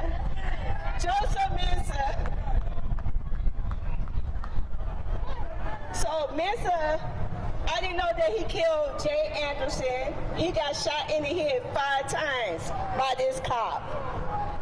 Murder. He was killed by Antonio Gonzalez. He got shot 8 times. And my son Albert Cole was the last murder, and he got shot 5 times in the back. So this cop is walking around freely. No charges was done to him. He got promoted to become sheriff. So that's how corrupt Wisconsin is. Tulsa, Wisconsin. That's how corrupt. Nobody didn't know what was going on in Wisconsin. Our kids in Wisconsin is dying like flies by the hands of cops, crooked cops. We got DAs that's friends with the chief of police. And the day that, this never happened to any protesters. The day that they came out with a verdict for my son, they said it was, he said he couldn't make a decision. He said he can't determine if it was just or unjust. But anyways, I went out October the 8th. I didn't want to go, but I did with the Blake family. You know, we became family. And I went out and talked to the media. And our cars was spiked, the police was throwing spikes in front of our cars. We were trying to go home. Once they did that, they dragged my daughters out of their car. They had gun pointed to my youngest daughter's head. They dragged me out the car. They beat me in the head 5 times with a billy club. They tased me in the arm. And I had 2 black eyes. I was beaten up real bad. They was on my back. I'm telling them that I'm an elderly woman, you know, taking me time, and then they say, I don't give a F who you is, get out the car. I'm trying to keep it clean. So this never happened to any woman, any protest, any victim parents. I was a victim. My phone is being tapped today. I am being followed. My family is being targeted. The People Revolution is being targeted because they are standing with my family. And we are fighting for justice because of which once we get justice, and I believe in my heart it's going to be a brand new year for my family. They thought they was going to shut me up once they beat me up, but it made me stronger. And we love you too. And just remember us. We are from Wisconsin. Look up Wisconsin. Look up this murdering cop that's still a cop to this day. And hey, we need some changes. We need some protesters, some more support down there. People Revolution is doing their jobs because we have shut down some stuff. We had body cameras in Tulsa. You know, we had changed some laws, but we need more support. And I thank y'all for giving this platform. I thank y'all for, hearing everything that I have to say. Long live the revolution. Now, if this lady don't deserve some love, give it up for Mama Cole. So she just told you how they handled her. We were recently arrested for my nephew, Jacob Blake, in front of the police station. They kept us 7 hours in a chair. When I left there, they had dislocated my shoulder. Ligaments were broken away from my shoulder blade, and my neck is probably fractures. So I'm here to tell you, freedom's not so free. But who wants some? Get a big spoon, put on that thing in front of you. What's getting ready to happen to our people worldwide is going to be the showering down of everything our ancestors said we could have. All we have to do is unite around that flag. Ghanaians, Jamaicans, African Americans, anybody come off that continent, baby. And we stand like this in solidarity. This is the year where we're going to take something tangible back to all our communities across the world. Next on the mic is my big brother, Jake. Give it up. No justice. No justice. No justice. And we're taking it to D.C. Mr. President, we don't need to be shampooed and shambled no more. You made a promise to me sitting at a table, but you wrote a protective act for someone else. some years. We've needed protection from y'all, and we have not received it. Do you need motivation? Oscar Grant's mama told me yesterday, we're going to stand on this wall. Nobody's going to pull me off this wall. I can't walk that good, but I'm going to sit on the wall. And we're going to sit together. I'm not scared to die. You can't be scared to go. You got to be good with your God. You got to understand the ones that have gone before us. Medgar Evers. Come on, Emmett Till. Emmett Till. I was there with George Floyd. I felt that need. I know when they shot up in Breonna's house, I saw the bullets. I saw 7 of them go in my son's back. But I have no fear because I got y'all. You young people have to find a way to get your motivation, baby. You can go over there where they were hanging the orange things. Look at that picture. 200 and some people on that picture.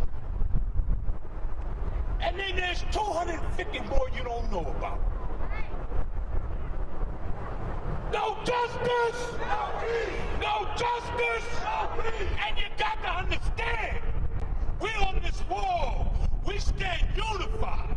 We unified 8 months ago with the George Floyd family and Breonna Taylor's family. And we said, y'all, we got to understand, if we're going to make this thing happen, if we're going to move anywhere, we have to move together. We don't travel alone.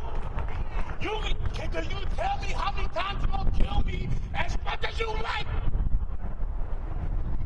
We standing here. Shoot me now. Shoot me in front of all these people there.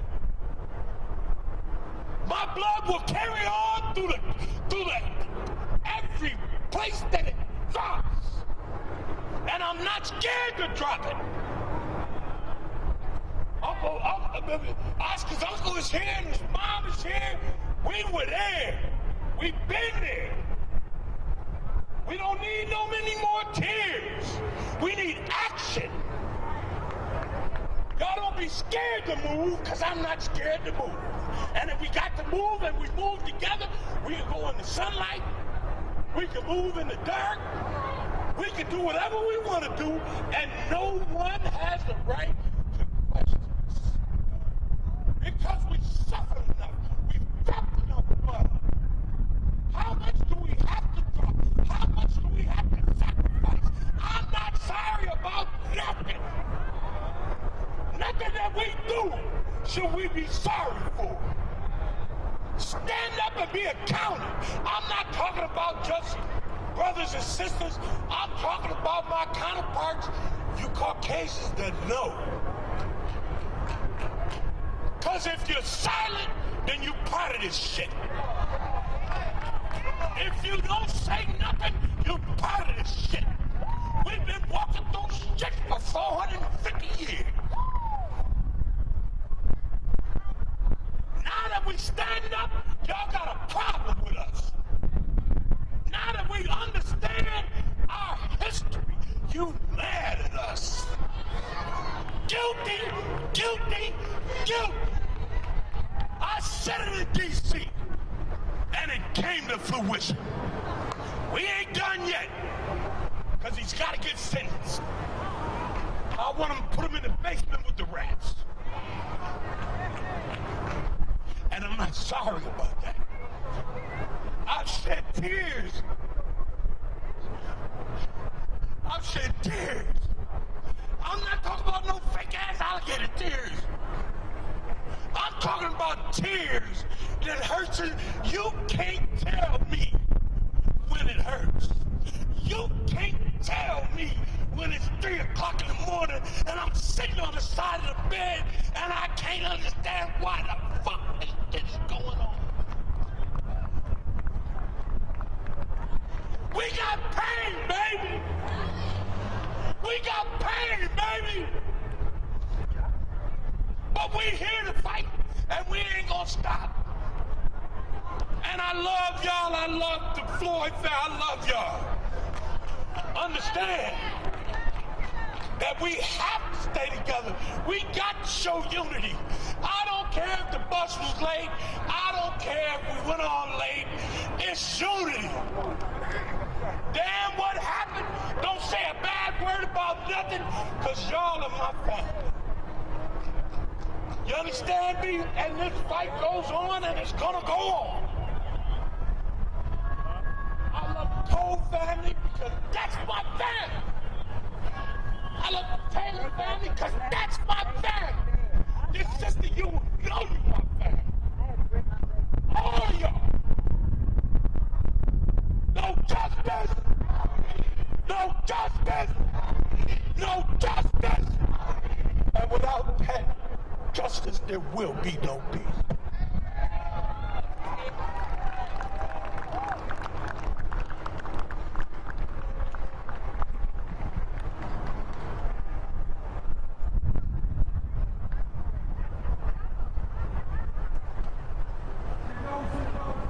Blake family and many others, the DOJ just asked for $1 billion to increase their budget. The DOJ. Well, if they're asking for $1 billion, the Blake family, the Cole family, Oklahoma, every other state in the union should have an office with the DOJ in it. We need the civil rights DOJ to come investigate these programs that's going around. Please come on down.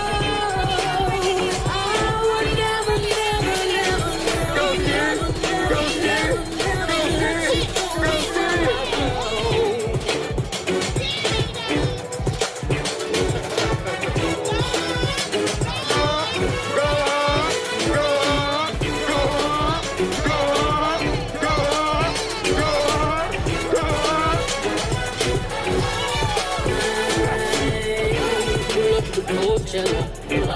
Boots with the ghost feathers. I brought the squad with me. Black on black bandanas. I say it's champagne. I did the damn thing. Hold it down. Singing and dancing all in the rain. I just wanna have a good time. Turn around, deep inside. Shout out to the George Floyd Foundation for making this possible. Funny how drop. Cross your legs, turn around and clap. To the left, let's glide. Drop it down, low to the floor. Bring it up, tap it, roll. Step on it, step on it, step on it. Step on them, kick on them, something you feel. Swag the right, curve to left, work the middle till it hurt a little.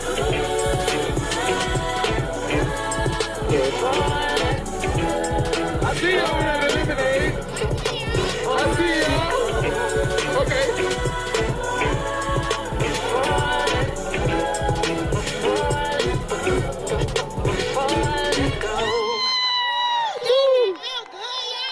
That's what's up, man. That's what's up. That's what it's all about. That's how you turn it up. That's right, Javion. Okay. Does it TB, y'all? Okay, all right. Well, while y'all lit, we're I know we got y'all lit. our next rapper. I'm tired, y'all. Whew. That was a workout. I told y'all I got 2 left feet. And then we have also with our performer an elected official from Milwaukee. Give it up, give it up, give it Who up. represents the Hamilton family. After she is done speaking with you guys, we got a little bit of Tokyo. Black women. All right, so give it up for them, all right? How y'all doing? How y'all doing? Hey, we here celebrating the life of George Floyd and all these people that fell. How y'all doing? All right, TPR, let's help them. How y'all doing? Right. All right, so my name is Taquana Taylor. I'm actually dual elected in Milwaukee, the first black woman to hold 2 seats. That's why we breaking the glass ceiling, and I don't care about stepping on that of it, right?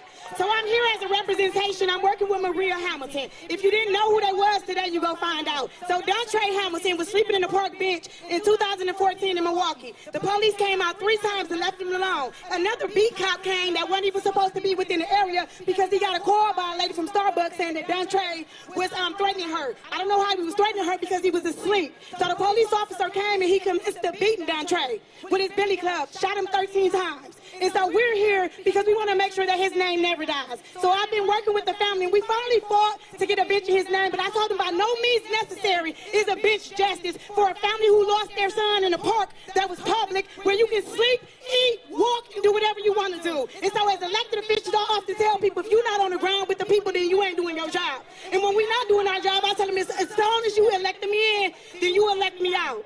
And so I'm here on behalf of the Hamilton family to say their fight continues. They're part of the Mothers of Justice. Nate Hamilton created the Coalition of Justice. And so when you talk about marching, Milwaukee been marching since 2013. They shut down highways I-94, I-43, and we continue to march. We're still marching to this day, not just for George Floyd and all love to the family, for every black man, for every black woman, for every Asian man, for every Asian woman, for every Hispanic woman, for every Hispanic man that died at the hands of those that were sent to protect us. So when we stand to fund the police, I think people don't really understand. We're saying refund our community. Give us back them resources. Give us back them dollars. There's no way I need to worry about if my son, that's 15-year-old, if he go to school, he's not going to come home today. I don't need to worry about my son if he want to play in New York, he's not going to go home today. Not because he was doing something wrong, but because he was a black man in a city that incarcerated, segregated more black men than anywhere in the United States. So we stand here today to say we want more than justice because it's all to us. And so when we sit here and we say, oh, we finally got justice because they charged the cop, no, that ain't justice for 400 years of slavery that they continue to put on us regardless of who we are. It ain't justice when I can tell my black son, be careful of what you do and what you say because you might not come home to your mama. It ain't justice until we can walk down the street and be given the same opportunity of somebody that don't look like us. That's justice. It ain't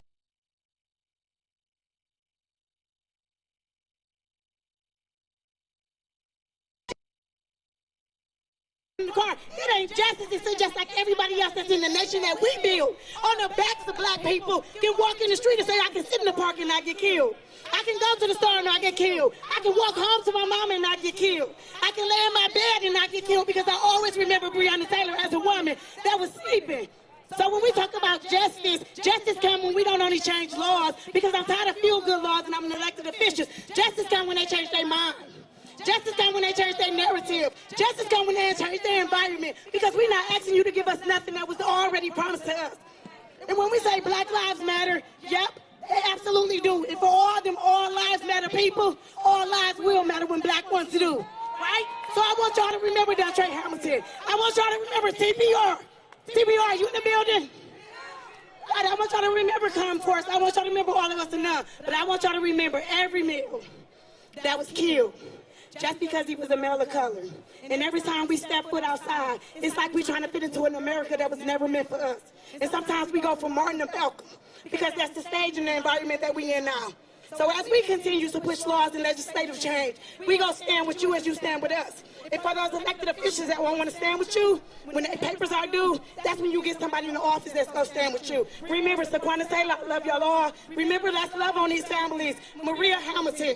And justice for one of us is justice for all of us. Let's say it together. Justice for one of us. Justice for one of us. And they already took my shot at thing, but I ain't gonna say it again. But we absolutely know that we still been wearing chains. So today we break the change. Today we break the chains. Say it again. Today we break the change. I love you all. Come on, Sylvia. We finna rock the house, and y'all better show her some love. This is Wisconsin. Oh, Rebecca going? Okay, so we got another homebred. This is Milwaukee. This is Rebecca. So when y'all hear her, y'all better act like y'all got some love for us. Milwaukee love y'all. And we love you too. Go, Rebecca. Give it up for Saquana! Y'all come on up. Come on up. I got my people with me. My people coming on. Come on, my people.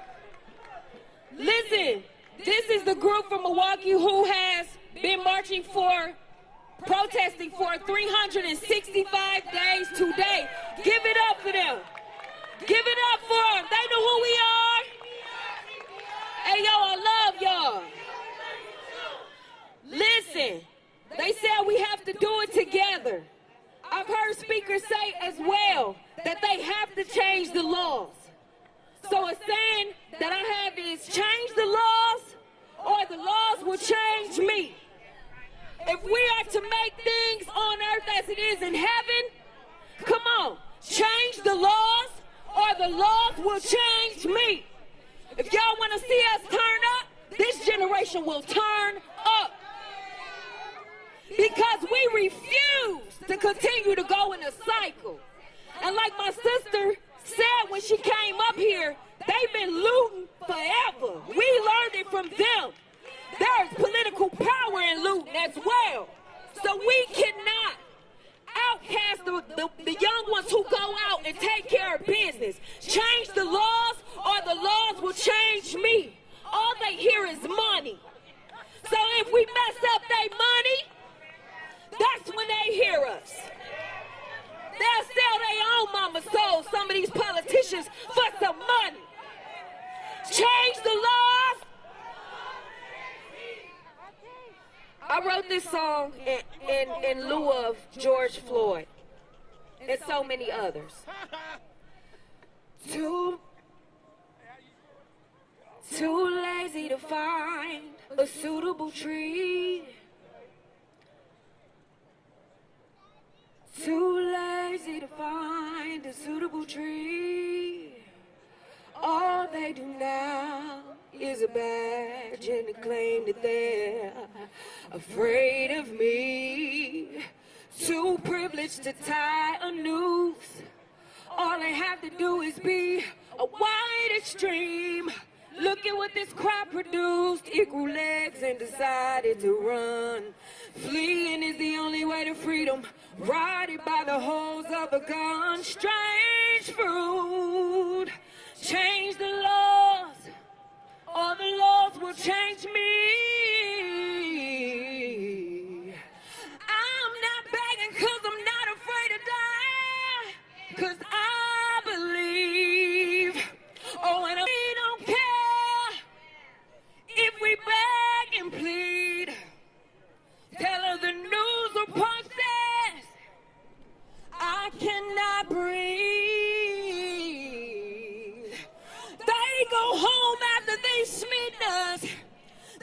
get promoted after they've been estranged fruit. Change the laws. All the laws will change me. I'm not begging because I'm not afraid to die. Because I believe. And I'm certain this is your last chance for change. Oh, yes it is. Give it to us because we've already decided to take no more strange fruit. No justice. No racist. Thank y'all. I want y'all to welcome up my sister Talivia Cole, the sister of Alvin Cole. This girl is a force to be reckoned with.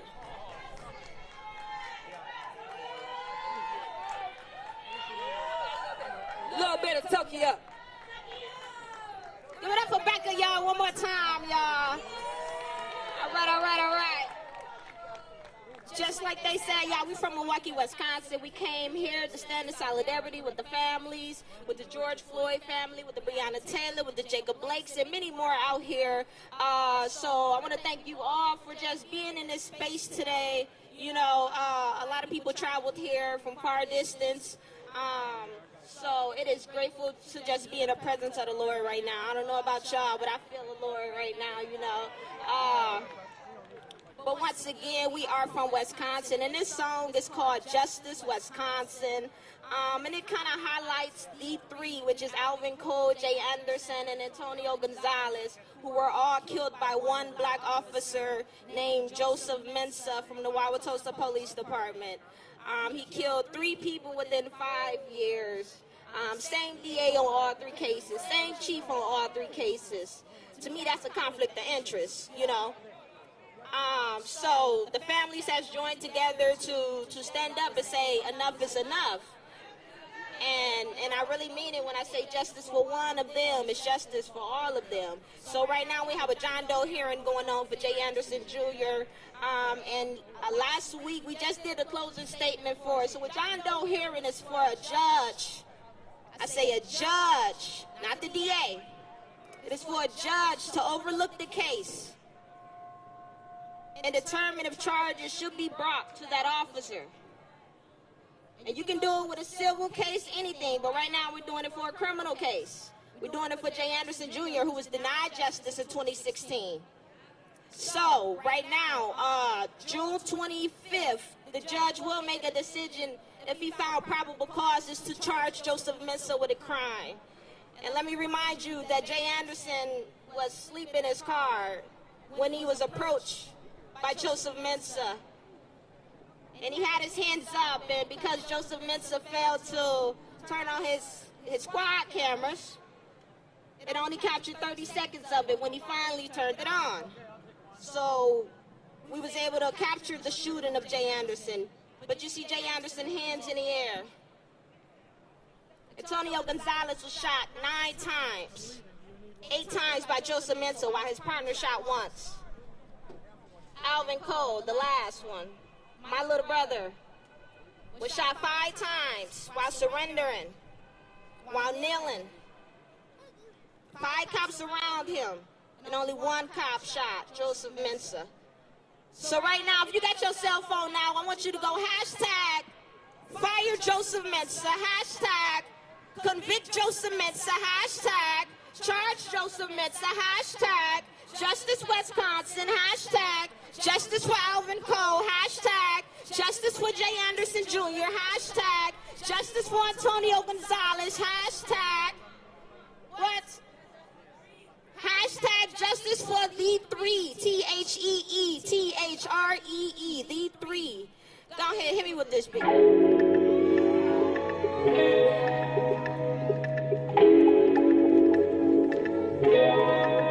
We are at Wisconsin. We need justice for the 3, and we need it now. Wake up, Tulsa. Justice Wisconsin. Look what the cops came to do. Justice Wisconsin. This is my home. I saw no show. Justice Justice Wisconsin. Hands in the air, please don't shoot. Justice Wisconsin. Run no gun, I shout to you. This is Wisconsin from the sun, I think you know that. Gonna start right here, I think I'ma go back to when Chief Weber started in the office. We probably with some thoughts, his old ass Austin. 30 years at the chief, look at closer now. 3 days if I yell, Joseph going down. Back to the purgatory, gonna move around. LMA, sacrifice, justice for now. On July 16, 2015, Joseph is secured again. A person with a mission for 6 months on the job, and he called nobody. Joseph tried to cover it up like he want nobody. He had a decorator song, collecting a hobby. They knew he had a mental ill, different so the clinic. Still on the escalation, Joseph started killing. His private shot once, his power shot 8 times. Where's the justice when Antonio Gonzalez died? Justice Wisconsin. Look what the cops came to do. Justice Wisconsin. This is my home, my sword, don't shoot. Justice Wisconsin. Hands in the air, please don't shoot. Justice Wisconsin. Run no gun, I shout to you.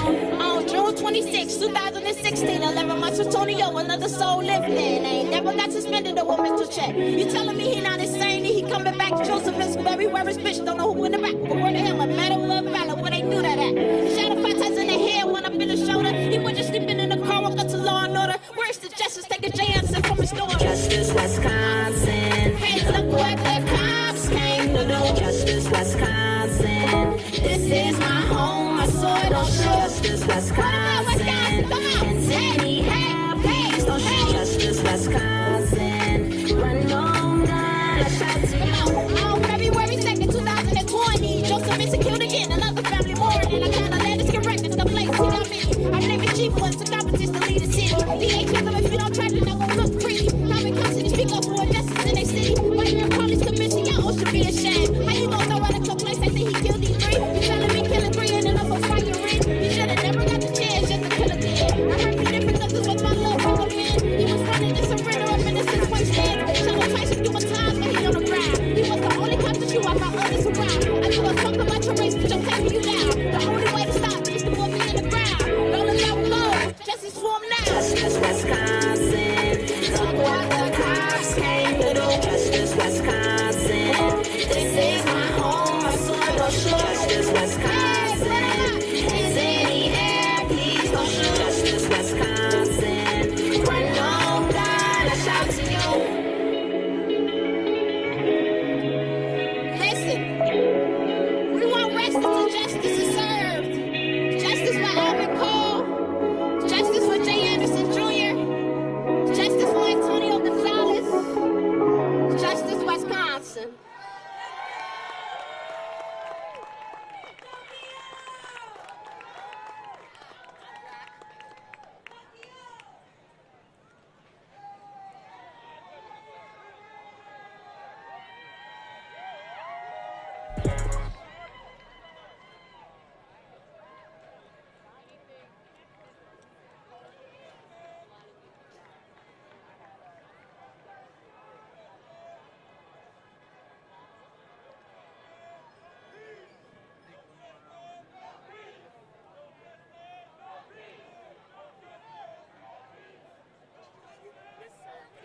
All right, and now we have Black Lives Matter coming to the stage. Let's give them a round of applause. Oh, y'all can do better than that. Black Lives Matter, so let's give them a round of applause. There we go.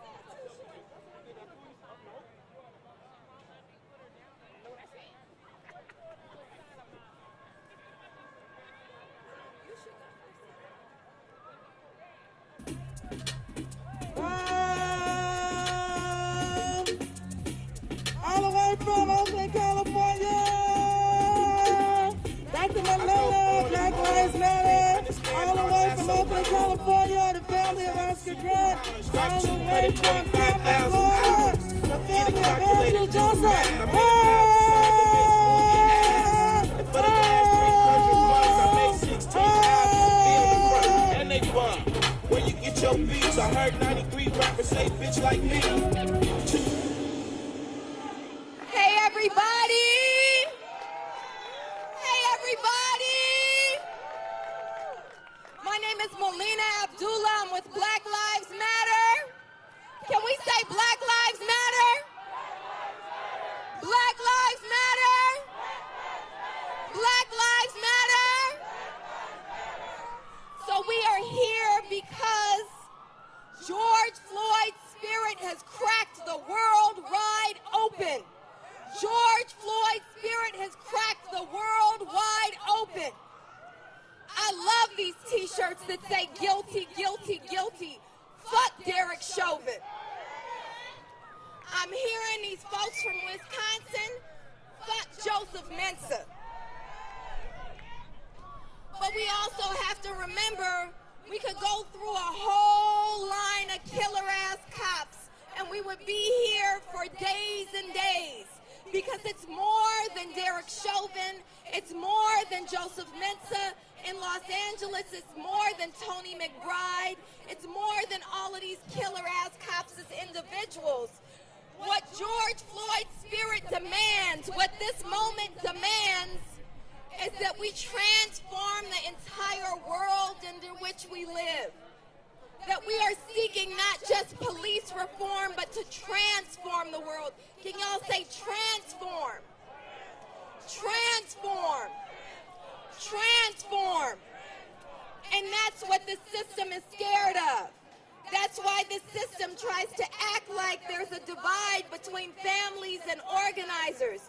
There's no divide between families and organizers. We're here together because my name may not be Floyd, but until we end this terrible racist system of policing that descends from slave catching, my 3 children are at risk. And so we are here to say we have the power to transform the world in which we live. Black people have always had the capacity to change the world. We have to remember that we have God, we have ancestors, we have Creator, we have community on our sides. We have to remember that when our ancestors were seeking justice from chattel slavery, it didn't look like we could win. Mama Harriet didn't have a GPS system. But she said in the middle of the night, God would guide her. God would whisper in her ear. And we have to remember that God still whispers in our ears. And if we acknowledge the wind that's whipping up right now, that is the power of ancestors.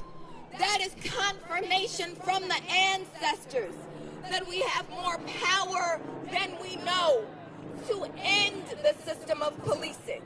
So absolutely, when people say, what do y'all mean by defund the police? We mean take their money and put it in the things that actually make communities safe. When we say defund the police, say defund the police. Louder, defund the police. Defund the police. When we say that, we mean it as a step towards abolition. We mean that we don't need police in our neighborhoods with guns and badges. What we need is for all of our community members to have good jobs. We need all of our community members to have housing.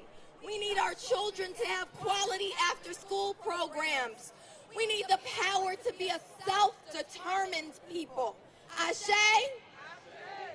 And so we know that to honor George Floyd means not just hashtagging his name. It doesn't just mean putting photos on your timeline. It means doing work. It means doing work. And we are so grateful to be in solidarity with the George Floyd family, with Oscar Grant's family, with the Cole family who were just meeting, with the Blake family. with the family, my family of Andrew Joseph III, and with all of the families that are here, because together we're struggling for justice in the names of all of their loved ones, but for the benefit of the people who still walk this earth. Ashe, Black lives, we matter here. Black lives, we matter here. Black lives, we matter here. And we make us matter by doing the work. Ashe. I want to hand it over to my sister in the struggle. Before there was a Black Lives Matter, there was a movement for justice in the name of Oscar Grant. And so we are so grateful to Uncle Bobby and Auntie B for helping us to know how to move, so that when Black Lives Matter was birthed in 2013, we absolutely moved through the trail that they have been blazing since 2009, and many, many people have been walking before them. I'm grateful to have been in community with them from the beginning. Thank you, Auntie B and Uncle Bobby, with the Love Not Blood campaign. Hey, can we give some claps for Black Lives That Matter over here? I won't be long. My name is Sister Beatrice X, a.k.a. Aunt B. I am a co-founder of Love Not Blood campaign and Families United for Justice. And I will say quickly before we go, if you are an impacted family, go to www.lovenotbloodcampaign.org and go and sign up. We're going to have a conference in San Diego. We have a hard stop at 300 family members, so it'll come out on June the 1st. So go there and register so that when the emails go out, you will be there. This is not something new for us. We had our first conference in Oakland, California in 2014. Then we had another one in 2017 in Detroit. Then we had another one in 2018. So the numbers began to rise. 30, 2014, 50, 2017, 101, 2018, 175, 2019. So this year, we're going to have 300 family members in beautiful sunny San Diego. Your expense will be paid, your air flight, your hotel. All you have to do is register, so don't miss out. Go to www.lovenotbloodcampaign.org. All power to the people. And now we introduce you to the people's uncle, Cephas Uncle Bobby Johnson, who is the uncle of Oscar Grant. How many saw the movie Fruitville Station? All right. All power to the people. All power to the people. I'm going to be emotional. To her, set the stage. You heard Jacob Blake speak about his feelings and his passion and how he felt when his son was murdered. I'm sorry, when his son was shot and paralyzed. That same pain resonates with him as it does with me and my nephew being murdered. There is no horror comparable to witnessing your loved one being murdered on the video. Or there's no horror comparable to going to the morgue to identify your loved one who has been murdered by these racist rogue police officers. That memory is forever etched in your memory because it could have been prevented. Oscar, on that platform, was laying in a prone position. Remember that knee that was on George Floyd's neck? That same knee was on Oscar's neck. And he cried out, "I can't breathe! I can't breathe!" And as Tony Perrone kept his knee on his neck, he pushed his face through the concrete floor, cracking the bones in his face. That same racist look that Chauvin had on in his vision and looking at us as he had that knee on George Floyd's neck was that same hand on George Floyd's face. Tony Peroni called Oscar a bitch-ass nigga. Twice. I'm sorry, 3 times, as my wife remember me. So this is a very emotional time for me because exactly what happened to George Floyd happened to Oscar 12 years ago. Tahar talked about the pain of witnessing black male being murdered, one after another, all the way up until George Floyd. Over 14,000 people has been killed by these rogue police in this United States. The power of the police to use deadly force is one of the most significant responsibilities we can give any public official. That responsibility must be guided by some common sense legislation that protects human rights and human life. That's what this is all about. We want justice for George Floyd. What's his name? Say his name. Say his name. So we here, the Oscar Grant family, myself and my wife, and all of us are standing on the stage saying we are standing with you. We will be here in support. We love all of you too. And the only way we're going to bring about systemic change is that we unite, we stand together, and we believe that we will win. Thank you. I just wanted to say, I forgot, I get so immersed, but I want to shout out my cousin, Sandra Keaton Smalley, who was murdered in 1972 by Detroit police. So this is not no new phenomenon. They continue to kill us, and as our families gather, it's a shame that you can have 2 and 3 family members that are experiencing this same thing, and it's terrible, and we got to stop it. Say his name. Now we're going to have the Joseph family coming up. Say his name, Andrew Joseph. Andrew Joseph III. Here's their story. Hello. My name is Deanna Joseph, and I am from Tampa, Florida. My son, Andrew Joseph III, was 14 years old when he attended a school-sanctioned fair and was apprehended by the Hillsborough County Sheriff deputies. Now, one would think that if you're going to a school event that you would be safe and your child would be able to come back home.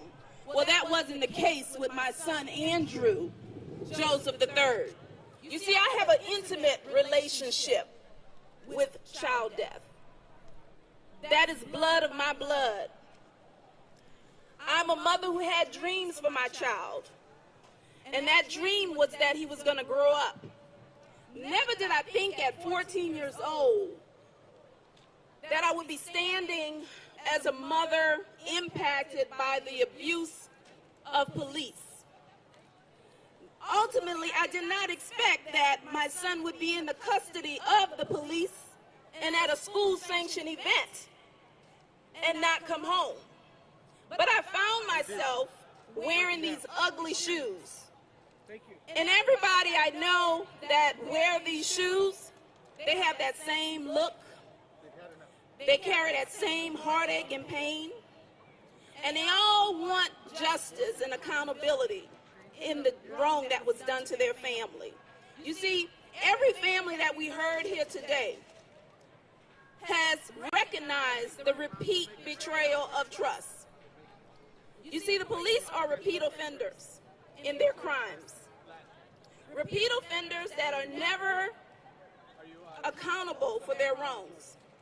Now, I always say that if I was a teacher at the school and I had taken someone's child and I had kidnapped that kid, rode him in the paddy wagon and in my car like the sheriff did, taken a mugshot photo of that child and abandoned that child on a dark road at night, and that child would have been killed, I would have been charged as that person who abducted that kid.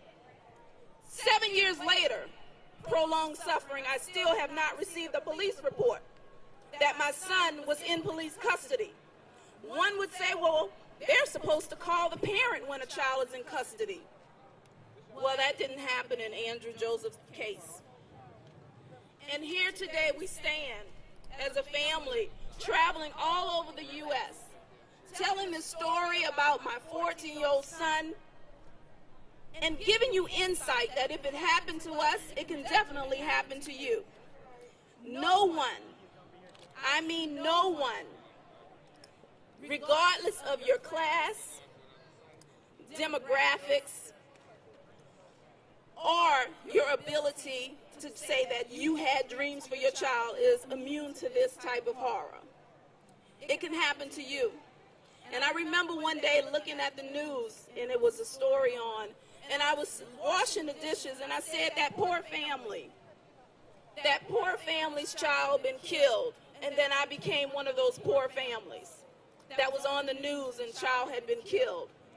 So I tell you today, keep pushing forward, because if this can happen to my 14-year-old child, it can happen to yours tomorrow. So thank you, and I'll introduce my husband, Andrew Joseph, Jr. Thank you, thank you, thank you, thank you. You could have been anywhere else in the country today, in the city today, and you chose to be here, and we thank you. You had 1,000 tongues, we couldn't thank you enough for being here. Because we're all here for George Floyd. This is our house. They need to hear us all the way on the top of the rooftops. Because we're not asking, at this point, most of these families is not asking for human justice. We would settle for justice of animals. Because technically, you couldn't put your knee on a German Shepherd's neck for 9 minutes. Not have America come down on you. You couldn't put a dog in the back of a car and drop him off in the middle of nowhere on the side of the highway. Let that dog out. That dog get killed, you will get charged for that dog. So at this point, most of these families, if they had the rights of animals, if they only had the rights of animals, most of these cases will be solved. Most of these cases will be over. We ain't coming out here to sit around today. It's time to make some noise. This is our house. Whose house? They can't hear you on the rooftop. You gotta say it through your esophagus and let it come through your throat. Whose house? Whose house? Whose house? And we George Floyd. Who are we? Whose house? Oh, y'all gotta get together now. Whose house? Whose house? Whose house? Who are we? Who are we? Who are we? I'm gonna say power up, put your fist in the air. When I say break down, we're gonna go who? All right? We're gonna try it. Everybody put your hands down. We wrapping up. We're gonna put it all together. We're gonna get on out of here. Whose house? Whose house? Whose house? Who are we? Who are we? Who are we? Power up. Break down. Power up. Break down. Power up. 2 times. Break down. I say. I mean. Google Andrew Joseph III. Help these families. They need your love. They need your support. They need your community help. It's great when everybody's out here, but when it get quiet and those walls start to talking to you, the family needs you the most. Be blessed.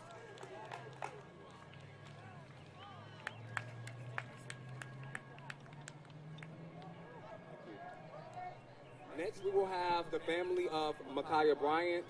Then we will have Mr. Talik McMillan, the National Youth Director for National Action Network. Then we have Ms. Deborah Waltz. And lastly, we'll have Ms. Renisha Williams.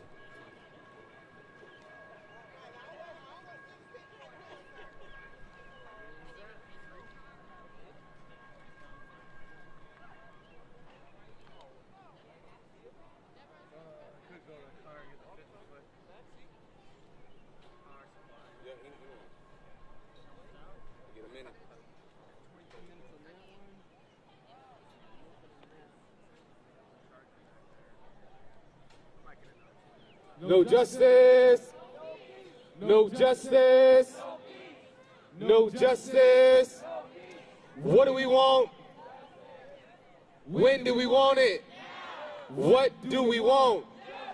When do we want it?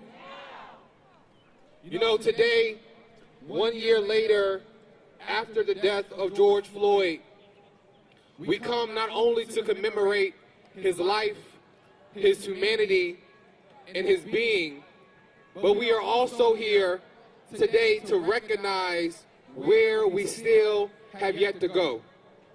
And though we are optimistic, we are not stupid, and we will not be complacent. I believe that this year has shown a range of emotions. Most importantly, it has encouraged a generation to take the mantle for the call of justice, and to do so unapologetically. Young people, they understand we're not just fighting for ourselves. We're not just fighting for our brothers and our sisters, but we understand this moment that we're in, as the late Congressman Elijah Cummings would say, we are fighting for generations yet unborn. And we're not here in this moment to ask for justice. We're not here in this moment to negotiate justice. We're not here in this moment for justice to be on the back burner, but we are here in this moment demanding justice and accountability for the black and brown lives that continue to lay disposable to a system that is said to protect and serve them. And that's why we are calling on legislators to act and to pass laws that protect our lives. You were not elected for your thoughts. You were not elected for your prayers. You were not elected for your sympathy, but you were elected to act. So we're calling on the Senate to pass the George Floyd Justice and Policing Act to meet the scale of this moment. We understand that qualified immunity needs to be on the table. Qualified immunity needs to be in the bill. It is not a bill without qualified immunity. And we will not accept nothing less than that. And so we're calling on the legislators to act. As I said before, this moment for you senators, this moment for you governor, this moment for you mayor will test what side of history you will stand on. And when our children's children are looking in the history books, we'll be able to say that you stood on the right side. And so we say no justice, no peace.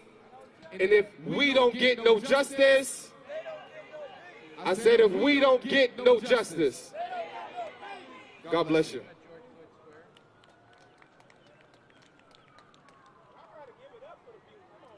Hello, everyone. My name is LaShondra Tinsley, and I am here to speak for the Ma'Khia Bryant family. Ma'Khia's death will not be in vain. She has sisters and brothers fighting on her behalf behind the scenes to improve the foster care system that she will never meet. When you're a foster child, there's an unspoken rule that says we are all automatically brothers and sisters because we are all we have. How do I know? I know because I am a foster alumni. I remember my foster sisters and I being picked on and bullied by our foster mother's grown daughter. And I emphasize grown daughters because that girl that was in the pink and that video that you all seen was a 28-year-old grown woman. Ma'Khia was 16 years old. So be careful what you judge and what you get from the media. I remember as foster children when we complained being perceived as the villain when we were the victims. I remember begging to go to another foster home and either being ignored or told that there were no placements available. So now you're enduring abuse in a place that's supposed to be safe. Let's be clear, everyone. That police officer could have de-escalated that situation, period. The video that was released to the public was from the officer's point of view. So you can't even tell that Ma'Khia was standing right in front of him for several very critical seconds. Seconds that he could have used to grab Ma'Khia. He could have used those seconds to push Ma'Khia. Heck, he could have even punched her. At least she would still be alive today. But instead, from the moment the police officer gets out the car, he has his hand on the gun the entire time, instead of trying to de-escalate the situation. I have actually created a YouTube video that I completely broke this down under my name, LaShondra Tinsley, and we ask that you check it out because so many people have wrote Ma'Khia and her family off, and they are hurting. They are heartbroken, and they feel left alone.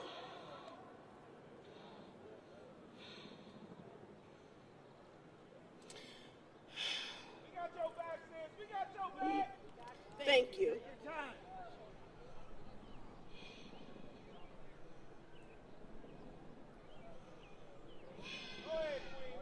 Let's be clear. The Chauvin verdict came back at the same time as Ma'Khia's murder. That was not a coincidence. So don't give this officer permission to get away with this murder, because that's what it is.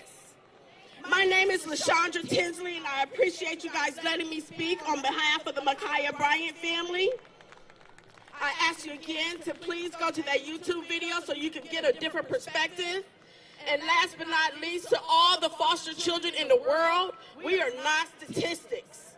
There is a saying by motivational speaker Les Brown that simply states, reach for the moon, because if you miss, you'll land among the stars.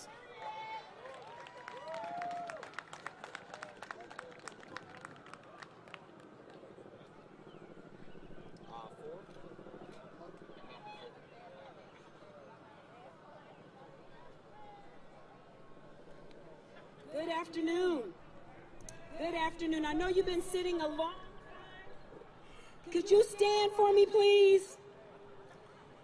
Take a stretch. Take a deep breath. Because I'll tell you, I'm Deborah Watts with the family of Emmett Till. My great-grandfather and his great-grandfather were brothers. We've been holding our breath and standing for 66 years. But we're no ways tired. We're standing as you are in solidarity with all of these families, George Floyd's family and all the others that you've heard today. Emmett Till's death was in August 28, 1955. August 28th is an important date, and I hear this year you're going to march on Washington. Just remember Emmett Till when you do that. You can sit if you'd like. We take that breath because we've been holding it for 66 years. Emmett's mother fought 47 years for justice. We're still fighting for justice. Emmett Till's case was reactivated in 2017. It's in the hands of the Department of Justice. FBI is being paid something like $10 million a year for Till Bill 1, which was 10 years, and Till Bill 2, which is another 10 years. We have not received any updates yet. The case is also in the hands of Dwayne Richardson, which is the DA in Mississippi. So we're knocking on the door of Mississippi right here in Minneapolis. That's what I call it, Minneapolis, because there's not that much of a difference. I'd love to say that there is. But I'm not going to keep you long, but I want you to know that the Families Supporting Families Against Police Violence, Racial Justice Network, and all the other organizations have been standing here long before we've gathered here today. So I want to honor them today. Tashira, NAACP, Racial Justice Network, and others, please stand, because we're standing on these shoulders and other women's shoulders and men's shoulders as well. Thank you. Give them a round of applause. Also, I'm also a representative. I'm a member of the NAACP, not legally, officially representing them today, but the St. Paul NAACP and an organization called Black Women Rising. I want to leave you with a couple things. One, there is a bill, 2586, House File 2586, right here in Minnesota. I want your organizations to please get behind us and support it. It is the Emmett Lewis Till Victims Recovery Program. Everyone else has wonderful initiatives around policing, reforms. This is for the families. Families, listen. This is about empowering the families with the fund, with ways to do memorials, with therapy and support, and there's a number of other things that are involved. On a federal level, we have a proposal called the Victims of Racially Motivated Murder Act. So we'll be looking for support for that as well. But I want to leave you with a quote from Mamie Till Mobley, which is part of the mission of the Emmett Till Legacy Foundation. Mamie Till Mobley, Emmett's mother, said, "We cannot afford the luxury of self-pity. Our top priority now is to get on with the building process. My personal peace has come through helping boys and girls reach beyond the ordinary and strive for the extraordinary. We must teach our children. Look at the children that are around us today.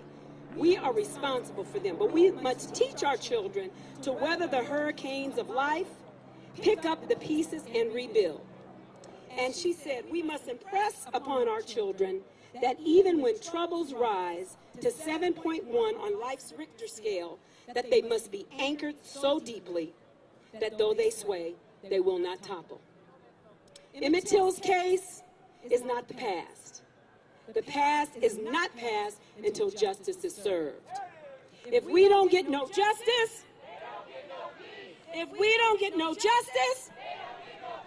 so in honor of Emmett Till and all the other stolen lives, just know we're standing in solidarity, and I love you all. Thank you. Peace and blessings, kings and queens. Peace and blessings. When I say guns down, you say love up. Guns down. Guns down. When I say guns down, you say love up. Guns down. Say it like you mean it. That's right. Guns down.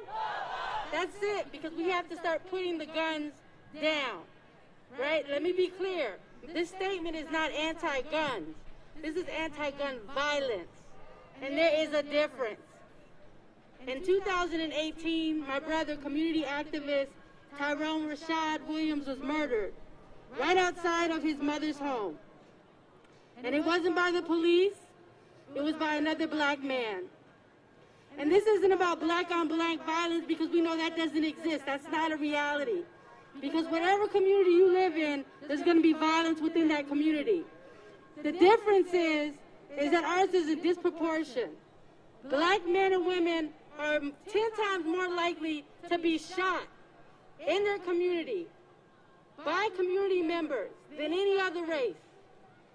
This is about standing up against police violence and their wicked, wicked ways with gun violence, and standing up against the racial white supremacy mentality that has been embedded in our community, and us continuing to kill ourselves and each other.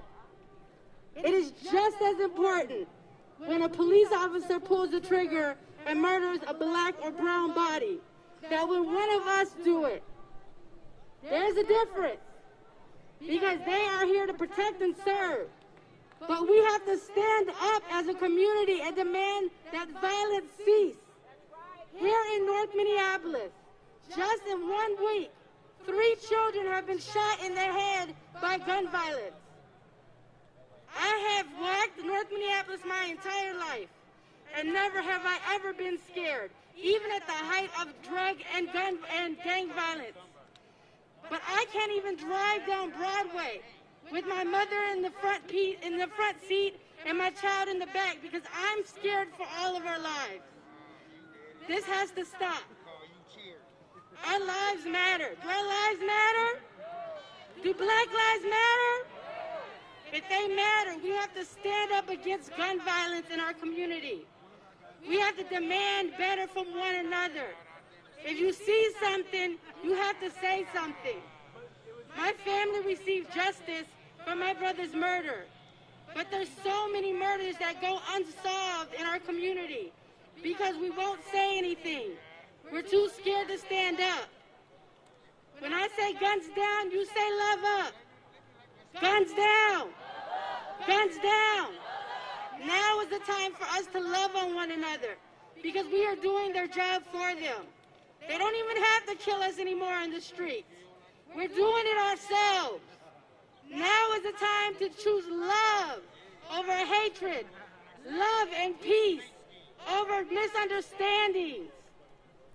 Now is the time to love on ourselves and one another so that we can continue to fight against white supremacy, crooked police systems, racist systematic systems. Now is the time to stand as one. Thank you.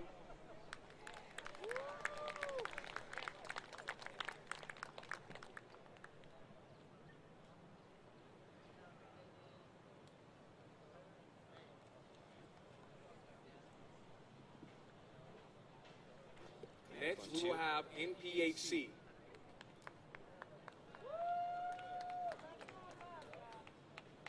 How we doing, everybody? All right, so we are the National Panhandling Council of Minneapolis-St. Paul, NPHC for short. Cherie Godot is the president of the council here in Minneapolis-St. Paul. Derek Thomas is our community outreach chair. My name is Isaiah Dennis. I'm the treasurer, historian, and during the 2019-2020 season, I was the president of the council. To give you a little bit more about who we are, I'm going to have Madam President speak. Good afternoon. Why do we exist, and who are we? We are 9 Black Greek organizations. We exist because injustice was done to us, so we started our own. They wouldn't let it be a part of them, so we started our own, and that's why we exist. We give back to the community. We work in our community. Each organization of these Divine Nine, we are known as the Divine Nine, have started due to injustice. We have stood in many, many marches due to injustice. We stand because we were not seen as equal as other fraternities and sororities. So we started our own. We started our own to give back to our community. One of our slogans is service to all mankind. So we give back to our community and we work in our community. And you may not know us. You may not even know that you're seeing us. But there's a lot of Divine Nine that are here today. So we're going to do what we do as Greeks, and we're going to give a little roll call. So if you're a member of these organizations, I need you to do your call. I need you to represent, and I'm going to order of founding. First, the men of Alpha Phi Alpha Fraternity Incorporated, founded in 1906.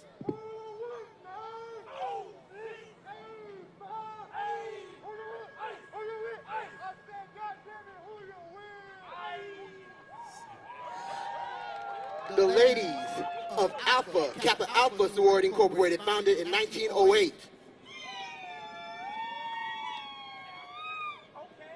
Okay. The men of Kappa Alpha Psi Fraternity Incorporated, founded in 1911.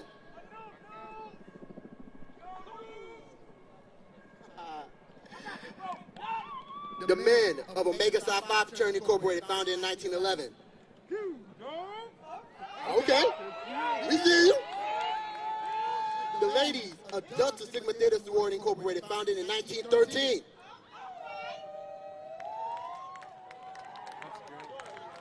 The men of Phi Beta Sigma Fraternity Incorporated, founded in 1914.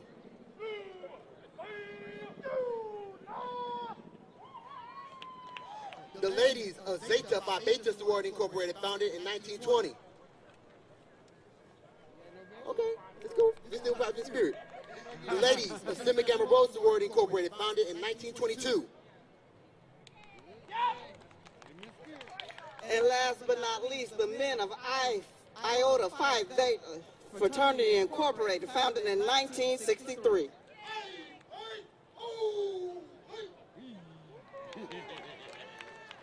And as Madam President says, as a Divine Nine, we stand with you, we march with you, we are in this fight together.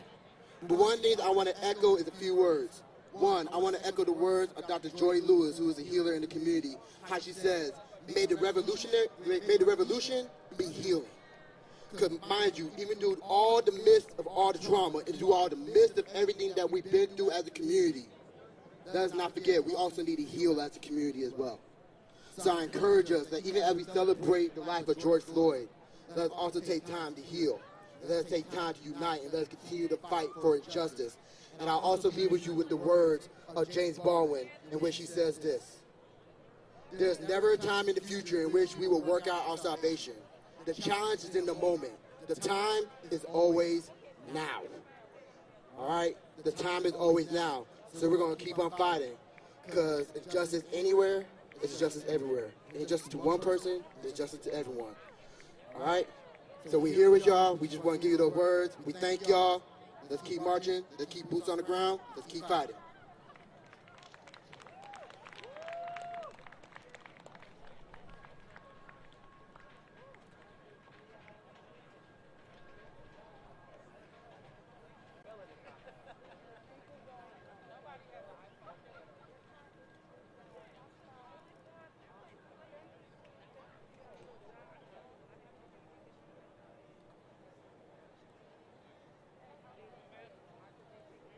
Next, we will have Servant Vente Perobe. How y'all doing? How y'all doing, Minneapolis, Minnesota? How y'all doing? I am Servant Vente Perobe, International Peacekeeper for the Most High, International Chief Ambassador for all of us and none. I'm originally from Chicago, Illinois. We drove all the way down here from Milwaukee, Wisconsin to stand in solidarity with the George Floyd family and all the other families represented here today. We're here to stand against injustice all over the world. We're here to stand against systemic racism. We're here to stand against all that disadvantages people, indigenous people of this country. They won't tell you that we was here before the natives. They won't tell you that we was here before the Europeans. And this ain't no crack at nobody, but the reality is we was here already. It's a must that we recognize our true heritage, find out our true heritage, and know who we are as a people, and not who we think we are because somebody told us who we are, but actually know who we are. I was there when they killed Dontre Hamilton.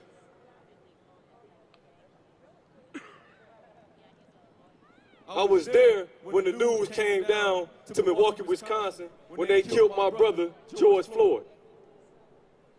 And you know what we did when that took place? We organized, we got together, and we've been marching for a year. And we prepared to keep on marching for some years. And they asked me the question when I arrived here Sunday, has anything changed since George Floyd got killed a year ago? And you know what I told the media? Hell no, ain't nothing changed. Ain't nothing changed till y'all stop killing my people. That's when something gonna change. When my people are respected as whole humans, not a percent of a human. Don't get in my face and ask me if anything changed. There can't be no change until we respected as humans in this country. When we respected as humans and we are respected for our integrity of who we are as a people, that's when it's gonna change.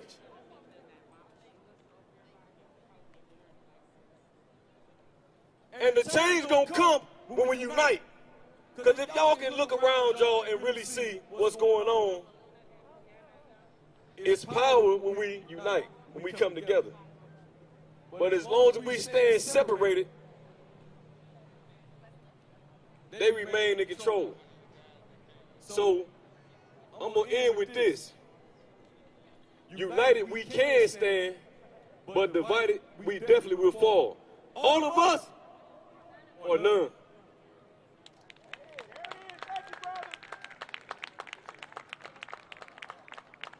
We will have a performance by Shiloh Temple Children's Dance Ministry.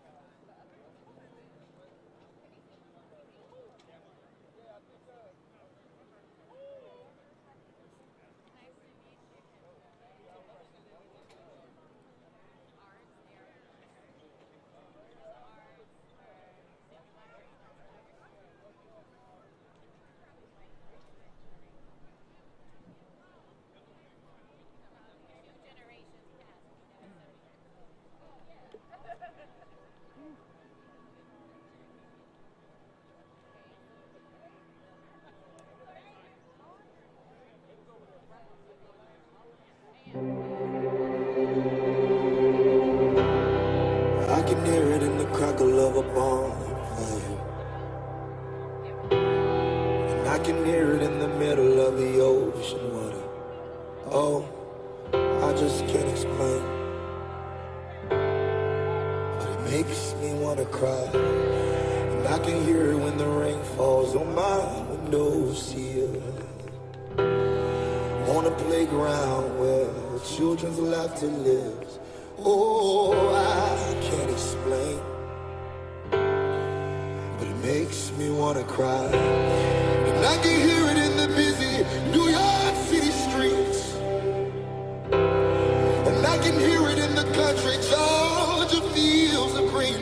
Oh, I can't explain, no, but it makes me wanna cry.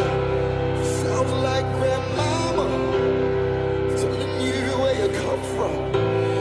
Said it's kinda like laughter out of the mouths of your loved ones, or catching up with an old friend, reminiscing on back when. It's like a summertime sprinkler, street side with my ice cream cone.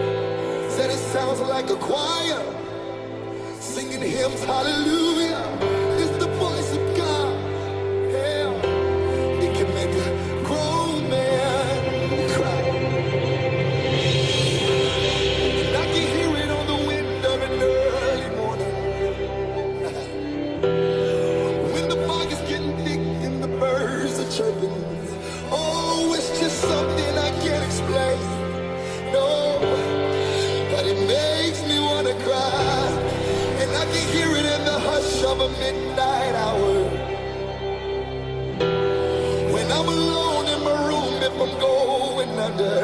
Oh, I just can't explain, no, but it brings me back to life. It's like the sound of a newborn baby crying, yeah, like the final breath of a loved one passing. Oh, it's a beautiful thing, yeah, 'cause it leads me to the light. It's like a drive-through movie, small town with the big screen, like grilling out in the front yard. Sometimes it's the simple things, like storytelling with my grandpa. He was so easy to believe, like when the sun goes up, yeah. Sometimes it's better when the sun comes down, 'cause there's just something about the moonlight, and it can make you feel alright. Oh, it's the voice of God, and it can make a grown man cry. Yes, it can, yes, it can. It's the voice of God. It can make a grown man cry.